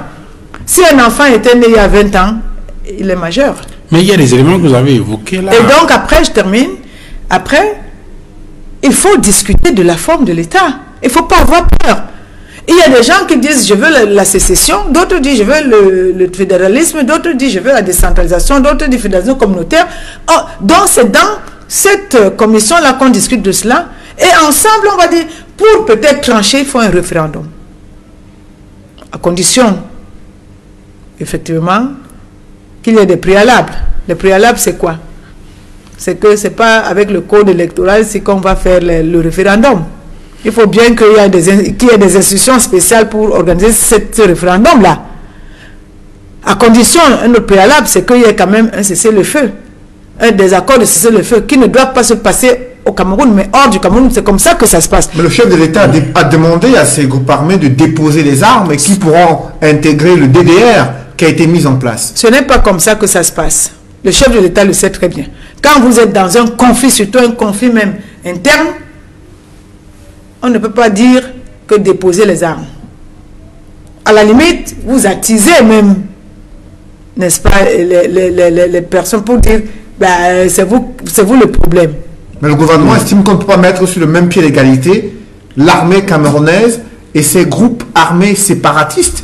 L'armée est là sur le terrain pour protéger les populations, pour s'assurer que l'intégrité du territoire reste au Cameroun et que ce sont ces groupes armés qui doivent déposer les armes, sinon ils feront face à la rigueur, comme le dit le chef de l'État, la rigueur de la loi et la détermination des forces de sécurité et de défense. Personne n'a jamais dit de mettre les séparatistes, les groupes armés et l'armée sur le même plateau. Ce qu'on dit, c'est qu'il y a la guerre et les gens sont bien armés. Si on reconnaît qu'il y a des gens armés qui tuent et que malgré la force qui a été déployée, le BIR, tous les gens, tout ce que vous voulez, toute cette force-là, d'abord ça nous prend beaucoup d'argent, ça nous prend beaucoup de jeunes qui partent, qui meurent. En venant ici, j'ai oublié, il y a un papa qui est venu dans mon bureau, qui m'a glissé le programme de son fils, qui était du BIR, qui est décédé, et qui m'a dit, depuis que je l'ai enterré, il m'a dit, partout où vous partez, parlez de lui. Depuis que je l'ai enterré, dès qu'on m'a dit vraiment mes condoléances et autres, on m'a fait des petits obsèques. Depuis là, je ne vois plus personne. Je pleure mon fils. Il a eu le courage d'apporter le programme. Combien de personnes, je parle des forces de sécurité, qui sont mortes et donc les familles ne peuvent pas apporter, n'est-ce pas, des programmes comme ça. Et leurs veuves. Comment est-ce qu'on sait comment ça se passe avec ces enfants-là? Donc je pense que le problème, ce n'est pas de mettre les forces de sécurité et des séparatistes sur le même plateau, c'est de trouver des moyens justes, n'est-ce pas, à ce que la guerre cesse. Et pour que les moyens justes, c'est de cesser le feu. Et parce que s'il y avait un vainqueur quelque part,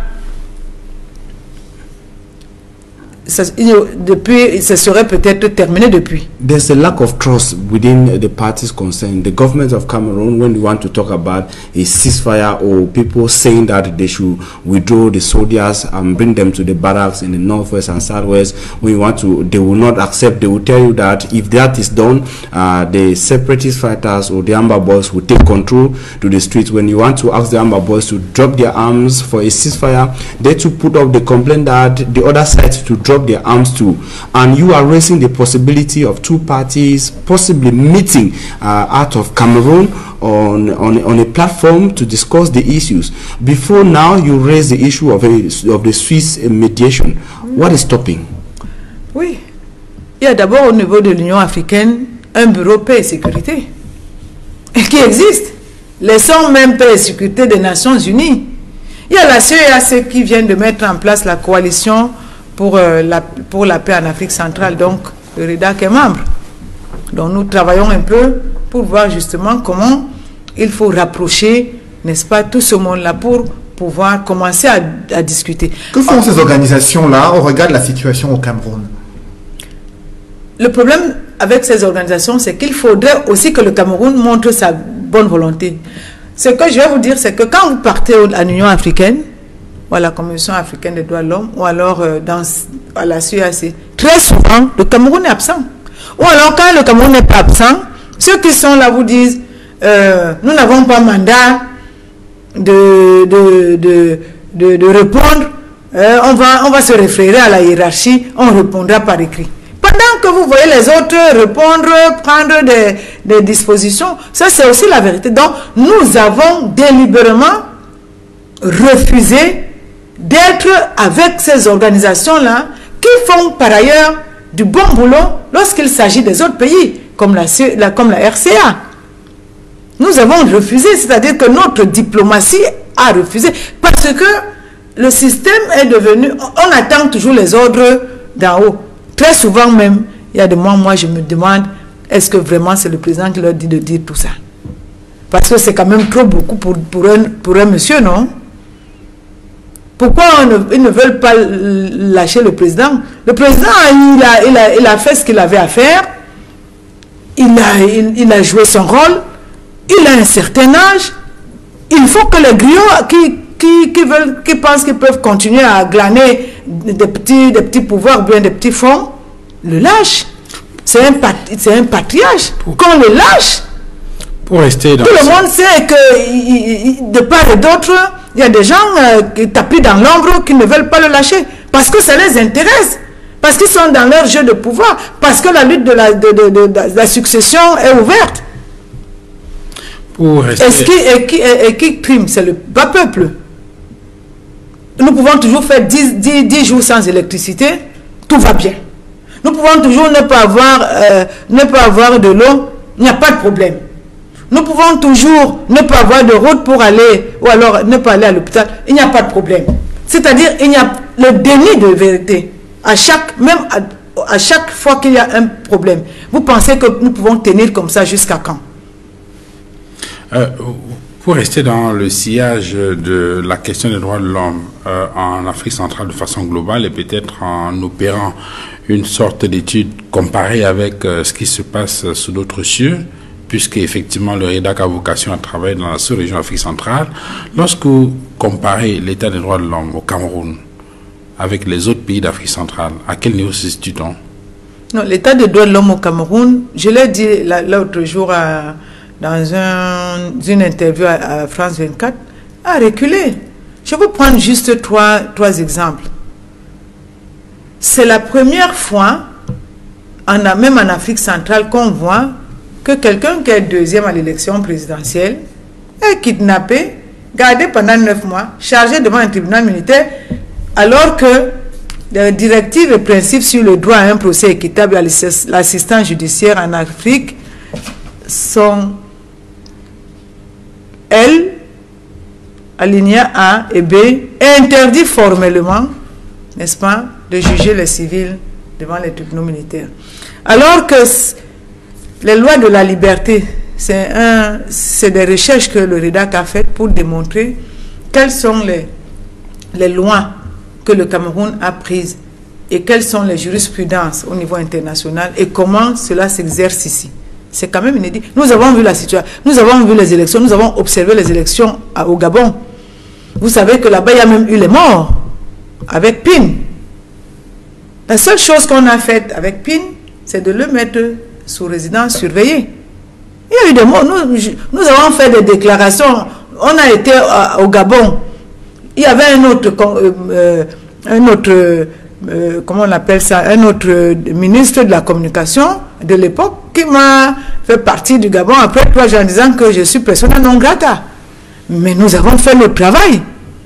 Mais jamais on a pris quelqu'un comme ça, on a mis en prison. Nous venons de vivre une élection en RDC, nous l'avons observé, c'est notre travail. Ce monsieur Fayou continue à faire ses meetings en disant que c'est lui qui a gagné.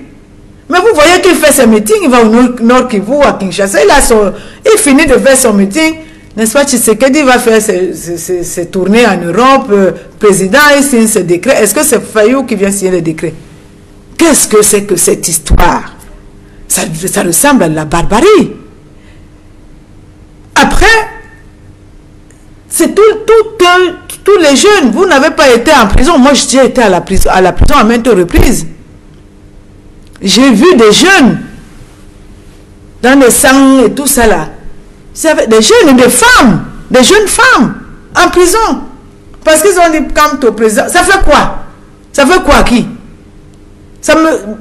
Je ne sais pas, ça fait quoi? Mais pour le gouvernement, c'était de l'insurrection, une tentative de déstabilisation des institutions. Leur rappelant qu'il y a un seul président de la République, dont le Conseil constitutionnel a donné les résultats, il a été réélu à 100%. Ou alors le problème, si je manifeste en disant, moi je suis seulement président, mais je vous prends 2 exemples, je vous ai pris 2 exemples de l'Afrique centrale, je ne veux même pas aller en Afrique de l'Ouest, parce que là-bas, encore, c'est plus ouvert, là où c'est fermé. Je pense, donc les questions de liberté fondamentale, c'est pour ça que je dis que les droits de l'homme ont reculé, parce que les questions de liberté fondamentale, pour lesquelles nous avons quand même lutté, il faut le dire. Les gens ils jouissent aujourd'hui de ces libertés fondamentales, c'est notre combat. Et les combats des gens comme les Arrêtés, quoi. 89, c'était pas évident. Oui, jusqu'en 91. Il fallait vous attraper, vous taper sur... on vous tapait et puis on vous lâchait, on vous disait, vous voulez devenir président de la République, on va voir. Et ce n'était pas la petite torture comme là maintenant. Mais donc, Massimilien Gombe, il y a eu... Après, je vais terminer. Après, vous voyez 8 jeunes qui ont fait un selfie à la poste centrale, qui disent seulement que bon, eux, que le président est déjà fatigué, il faut qu'il aille se reposer. Donc, comme maintenant, le pays est inondé des services de renseignement, vous ne savez plus qui est qui, on les a arrêtés. Tribunal militaire, Anamajul et consorts, ils venaient aussi de sortir. Après, vous savez aussi que ça fait plus de 3 ans, 4 ans, il y a 2 étudiants qui se sont seulement amusés à s'envoyer des SMS en disant, gars, il semble que Boko Haram recrute maintenant, moyennant quelque chose, on fait comment? Comme des jeunes qui peuvent s'amuser, chargés devant le tribunal militaire, 10 ans de prison. Quand vous allez broyer toute cette jeunesse-là, donc on ne peut pas dire que les droits de l'homme ne reculent pas. Et il faut les voir devant, par exemple, la Commission africaine des droits de l'homme, la posture. C'est des instances où les colonels ne viennent pas. Mais souvent, quand nous sommes là-bas, c'est des colonels. Mais en même temps, il faut quand même il faut le soulever pour le reconnaître. Et il y a certains qui sont dans le gouvernement qui ont besoin que ça marche. Mais une poignée de personnes qui est devenue tout puissant, qui par des mots de jeu de passe-passe pensent qu'ils ont la vie ou la mort des citoyens. Que cherche-t-il cette poignée de personnes-là qui, selon vous, abusent de leur pouvoir et de leur position? Ils cherchent le pouvoir parce qu'ils savent très bien que tout ce qu'ils racontent là, que bon, on est derrière le président Paul Biya. Ils savent très bien eux-mêmes. Parce qu'en faisant ça, effectivement, ils affaiblissent le président Paul Biya. Parce que j'ai dit ça à quelqu'un, la sortie du président Paul Biya après les recommandations du grand dialogue moi je suis convaincu qu'on lui a donné un autre rapport alternatif pour lui dire que les attentes là, parce que personne ne savait qu'il allait prendre des mesures pour faire sortir d'abord les 333, alors que nous on demandait 1000, mais c'est déjà ça. Et quelque temps plus tard, la prise de cours, tout le monde sur l'affaire Kamto. Et je vais vous dire, j'étais à Yaoundé, c'était comme, j'étais avec certains ministres à une réception, ils ne savaient pas. Il a fait ça à 20 heures. Ils ne savaient pas. Et ce sont des gens là qui disaient, oui, le grand dialogue s'est bien passé, maintenant, ceux qui n'ont pas voulu venir, ils n'ont qu'à rester là-bas, la justice suit son cours. Donc, il les a pris au dépourvu. Parce que je pense que lorsqu'il sait très bien que là, ces gens-là, c'est pas forcément qu'ils servent les intérêts du pays, ils servent leurs propres intérêts parce qu'ils jouent sur... ils posent les pions parce qu'ils se disent, demain c'est nous qui devons être les successeurs naturels ou surnaturels, c'est eux qui savent. Et que, bon, tout l'argent qui nous reste encore, s'il nous reste encore quelque chose, ça nous reviendra.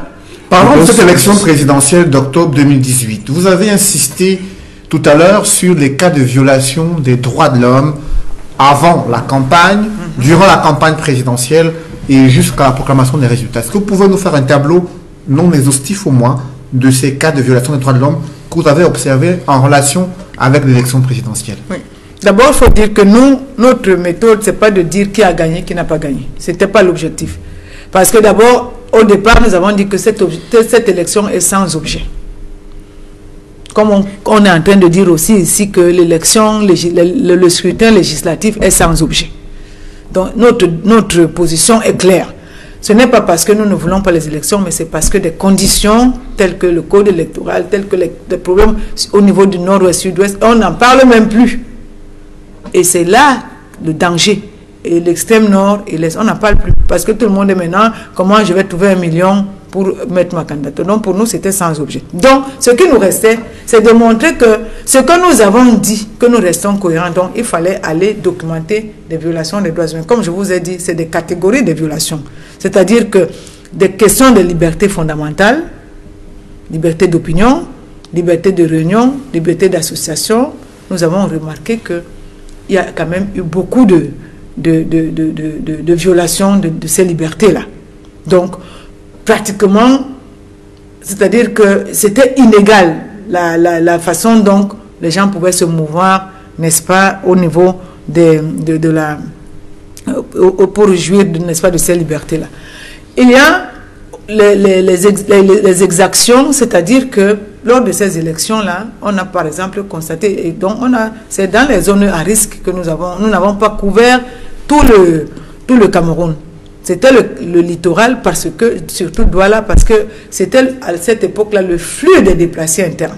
On voulait voir comment l'État comment ils peuvent, n'est-ce pas, jouir de leur droit de vote. Et donc là, on a constaté que beaucoup de déplacés internes n'ont pas voté à Douala, parce que la plupart étaient arrivés ici sans carte d'identité. Donc, ils n'avaient plus de pièces. Donc, du coup, ils n'avaient même pas d'acte de naissance pour aller faire une pièce et pour avoir une carte électorale. Donc voilà. L'autre violation, c'est que dans les régions du nord-ouest et du sud-ouest, nous avons sillonné quand même beaucoup de localités et de bureaux de vote. Nous avons constaté que seuls les bureaux de vote où il y avait un peu d'affluence, c'est là où les militaires partaient voter. Quand je dis militaire, c'est-à-dire que les forces de sécurité.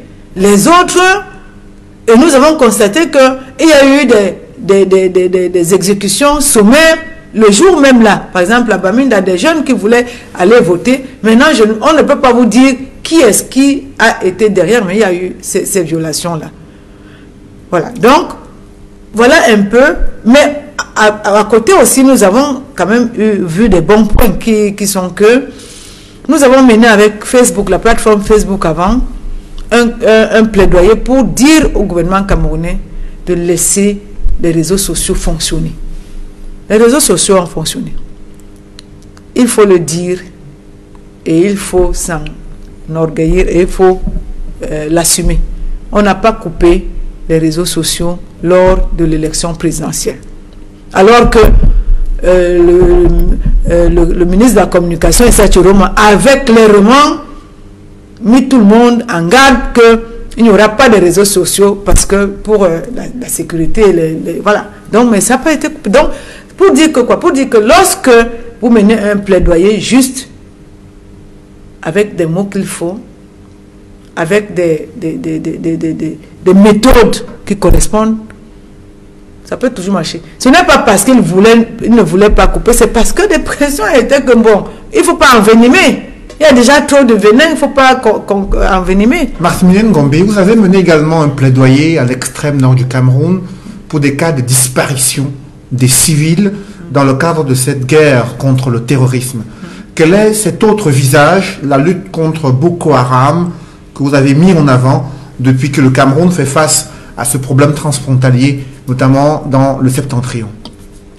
D'abord, quand Boko Haram a commencé à rentrer au Cameroun, nous l'avons clairement dit et nous avons écrit, nous avons fait des notes pour dire au gouvernement camerounais que cette histoire-là, c'est la secte terroriste Boko Haram. C'est parce qu'ils ont commencé par venir enlever, vous le savez, enlever des expatriés, venir de temps en temps prendre du bétail, et voilà. Parce qu'ils étaient un peu acculés au Nigeria et venaient chercher de l'argent pour se refaire une santé. Et on leur avait dit, il faut faire attention avec cette frontière-là, il faut peut-être sécuriser la frontière. Parce qu'on a nos collaborateurs à l'extrême nord, comme d'habitude. Et donc, quand la guerre commence, on a toujours dit ça. L'armée camerounaise qui n'avait pas fait la guerre jusque-là s'est retrouvée face à un ennemi furieux. Ils étaient bien formés. Les gens de Boko Haram. Oui, c'est pas des frères qui ont commencé à s'organiser là dans le temps. C'est des gars bien formés, bien équipés. Donc, face à cela, effectivement, l'armée camerounaise a perdu les pédales parce qu'elle n'avait pas, n'est-ce pas, la mesure de comment protège-t-on les droits de l'homme dans la lutte même contre le terrorisme. Donc, tout passait. Parce que pour eux, l'ennemi devait être abattu. Et c'est là donc que beaucoup des actions ont été commises. Par exemple, on a, je prends seulement cet exemple-là, le village Magdémé est doublé. Il y a eu le ratissage et le bouclage de ces deux villages. C'est ça, c'est nos déboires du REDA commencent par là. Et ces villages, les deux villages, on a pris seulement les hommes, au moins 100. Ils sont partis. On les a mis dans un truc qui était comme un conteneur. Ils sont morts. Nous avons notre chiffre. Là encore, c'est la guerre des chiffres parce que le ministre l'ancien ministre de la Communication, qui a avant nié, est revenu dire que oui, c'est vrai, mais ils sont morts asphyxiés et ce n'est pas des morts délibérés. Il a reconnu 25 morts. Très bien. Nous leur avons dit d'accord et que les gens là sont arrêtés depuis, ils sont devant le tribunal militaire. Je ne sais pas si vous savez, vous avez vu les faces de ces gens-là. Et les 25 morts qu'ils ont reconnus, où est-ce qu'on les a enterrés? Les familles, qui est partie civile? Les familles en ont bénéficié quoi? Comment on va faire pour que les familles fassent le deuil en leur disant c'est ici? Jusqu'aujourd'hui, voilà. Je prends seulement cet exemple-là, je laisse les autres.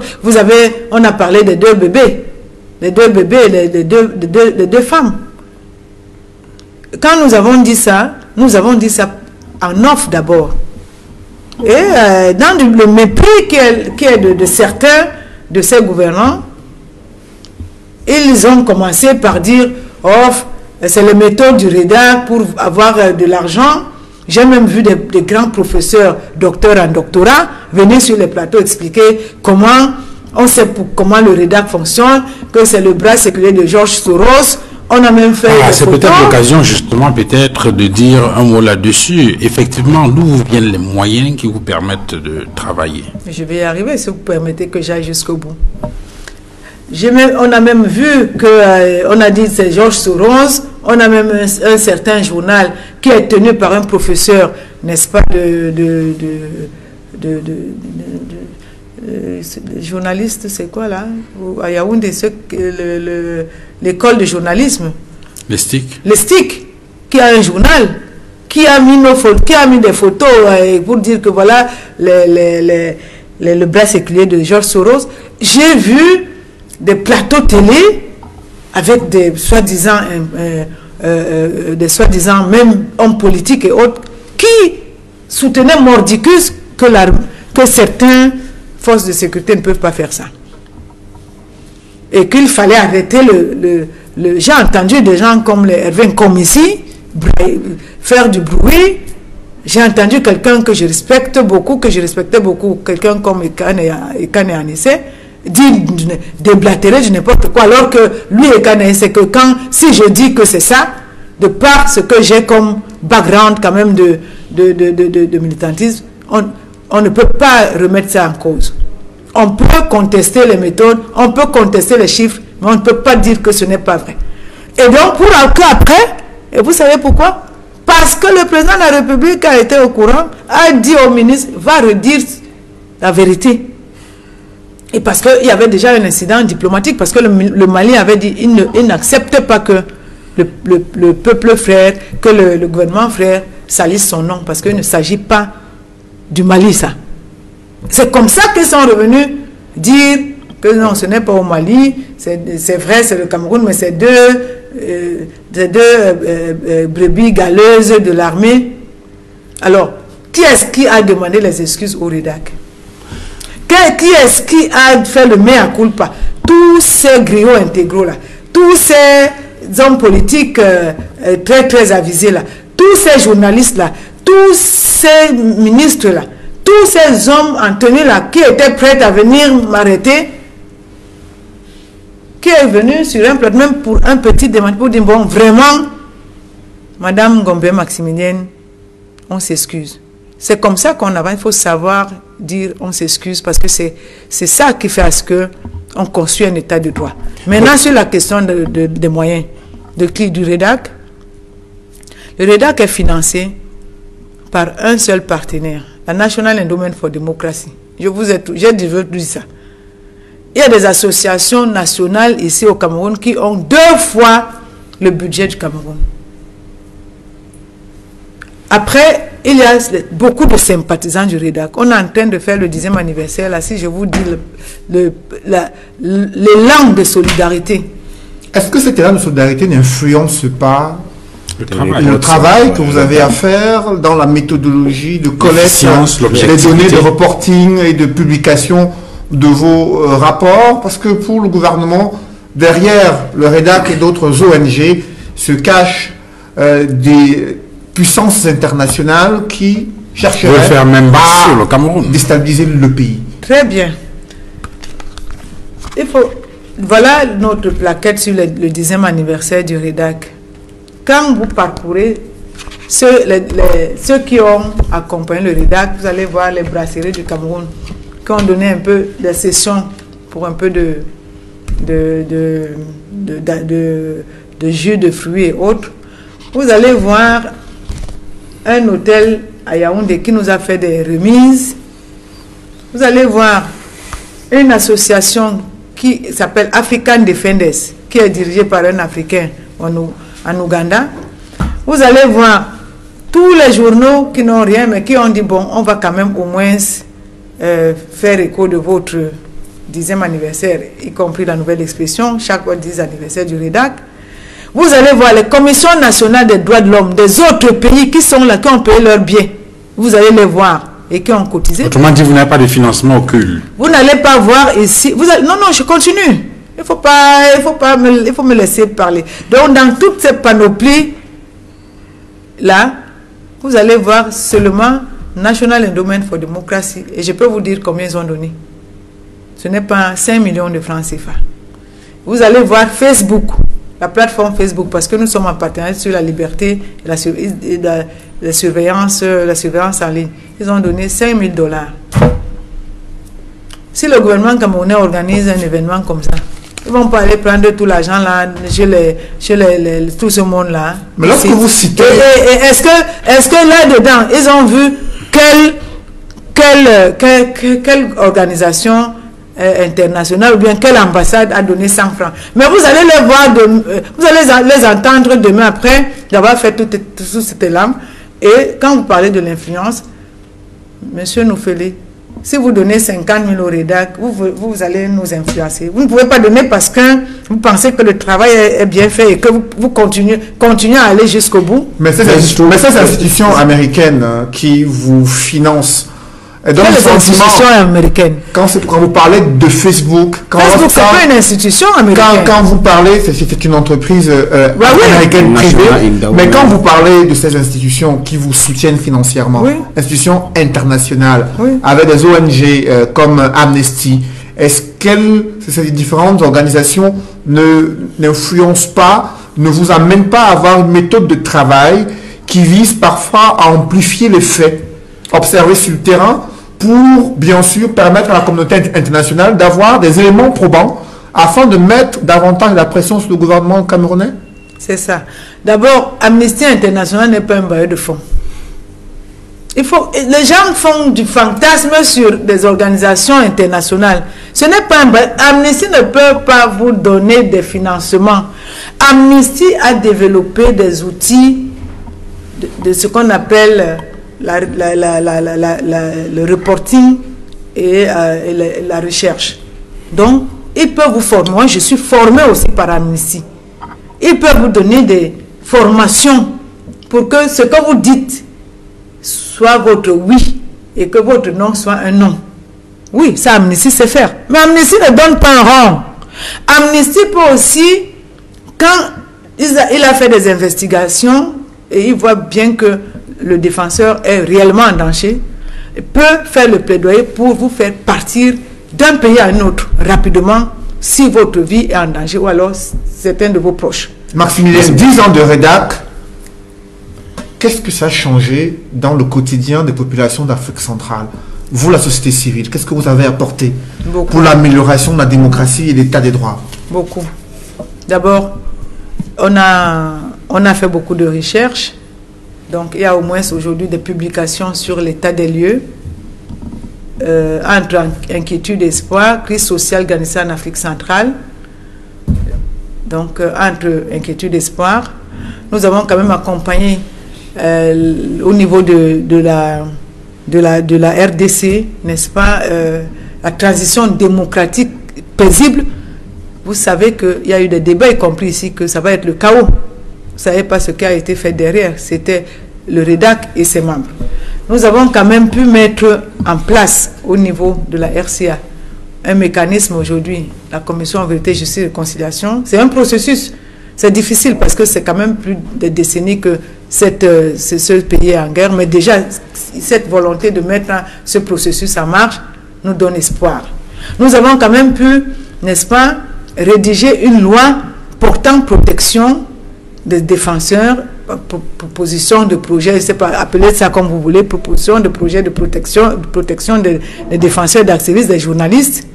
Nous avons formé des milliers et des milliers de journalistes, des défenseurs, sur même l'utilisation des standards de Facebook et sur, n'est-ce pas, des questions de leur sécurité physique, numérique et de leurs proches.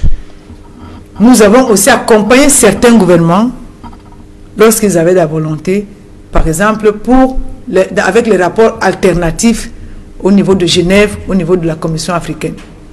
Nous avons quand même au Cameroun fait des plaidoyers pour que le Cameroun adopte quand même un certain nombre d'instruments, par exemple le protocole sur la Cour pénale des droits de l'homme et des peuples c'est-à-dire à côté de la Commission, la Cour africaine des droits de l'homme et des peuples. C'est quand même, non, c'est pas Banjul. La Banjul, c'est la Commission africaine, la Cour africaine des droits de l'homme et des peuples. La seule chose que nous avons demandé au gouvernement camerounais, c'est de faire la déclaration CACIS qui permet, n'est-ce pas, aux individus, aux ONG, de rester devant la Cour, qui n'a pas encore fait, mais c'est déjà une avancée. Le fait que vous organisiez ces 10 ans d'anniversaire du REDAC à Yaoundé, la capitale du Cameroun, est-ce que c'est un signal que le gouvernement camerounais n'est pas aussi hermétique que ça à la présence de la société civile, à ses observations quant à la gestion du Cameroun? Je pense que sur l'organisation de ces 10 ans-là, nous n'avons pas eu de difficultés majeures. Nous avons écrit au Premier ministre, qui nous a envoyé au ministère de la Justice.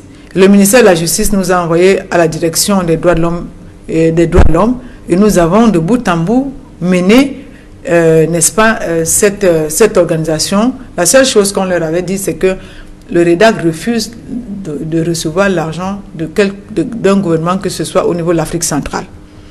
Mais les facilitations ont été obtenues et c'est pour ça que souvent, contrairement à ce que beaucoup de griots disent, quand on a fait ensemble, on le dit. Et le Premier ministre qui nous a écrit, lorsque on lui a fait une lettre, il a dit, j'ai instruit le ministre de la Justice de faciliter. Oui. Et ils sont en train de faciliter. Au regard de l'état d'esprit... Mais faciliter sur le plan simplement administratif. La seule, ils ont dit qu'ils ne veulent pas venir faire le discours. On est même allé plus loin pour leur dire ils peuvent faire le discours d'ouverture. Ils ont dit que non, c'est le 10e anniversaire du REDAC. Très bien. Mais il ne fallait pas qu'ils disent que nous, on veut seulement leur faciliter, mais on ne veut pas leur donner de la place. Très bien. Ils ont reçu les cartons d'invitation pour venir à l'ouverture. Parce qu'il y a quand même les figures qui sont là, comme le vice-président de la Commission africaine des droits de l'homme, qui est en même temps en charge du pays, le Cameroun, le professeur Rémi Lumbu. C'est lui qui est en charge de la situation au Cameroun, qui est là, qui est arrivé. Il y a la présidente Maïga Soyata, qui était présidente jusqu'à la session passée, qui vient de passer son flambeau, qui est là.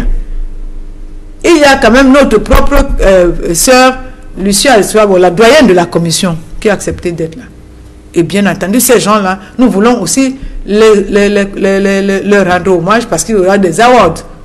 Parce qu'il faut aussi que les personnalités au niveau de l'Afrique qui accompagnent des organisations comme ça, comme la nôtre, dans l'adversité que nous avons au jour le jour, quand on fait 10 ans, n'est-ce pas, que ces personnalités, qu'on reconnaisse que ces personnalités sont quand même aux côtés du REDAC. Et j'en passe, il y a aussi le Camerounais, ici comme par exemple le sénateur Ngayap, qui, malgré sa posture, est toujours là aux côtés du REDAC pour dire vous pouviez peut-être faire ceci. On ne peut pas perdre espoir surtout, mais on dit qu'on n'a même pas encore fait la moitié de parcours. Maximilien Ngombe, nous sommes arrivés au terme de cette émission. Au regard de l'état d'esprit des Camerounais, quel rôle la société civile peut-elle jouer pour l'avenir de ce pays? Le rôle de la société civile, le premier, c'est un rôle de veille, de dénonciation et en même temps d'accompagnement. Aujourd'hui, nous sommes dans une situation très très difficile et c'est la société civile dans des pays normaux qui doit être au devant de la scène, à condition qu'on lui donne sa place, c'est-à-dire que tous les politiques.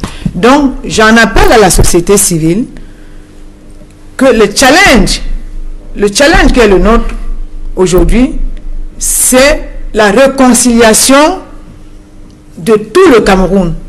Parce que vous voyez très bien, les questions tribales, on n'en a pas abordé, parce que le temps nous est imparti, et les propos haineux, et ce ne sont pas nos valeurs, c'est les valeurs, n'est-ce pas, de ceux-là qui gouvernent, qui veulent instrumentaliser le peuple, parce que ça les arrange de nous diviser, en parlant comme ça du tribalisme, ou bien en disant, bon, c'est la faute aux autres, si vous n'êtes pas bien, si vous ne dormez pas bien, c'est la faute aux autres. Est-ce que c'est les autres qui ont refusé qu'on nous donne de l'électricité? Non.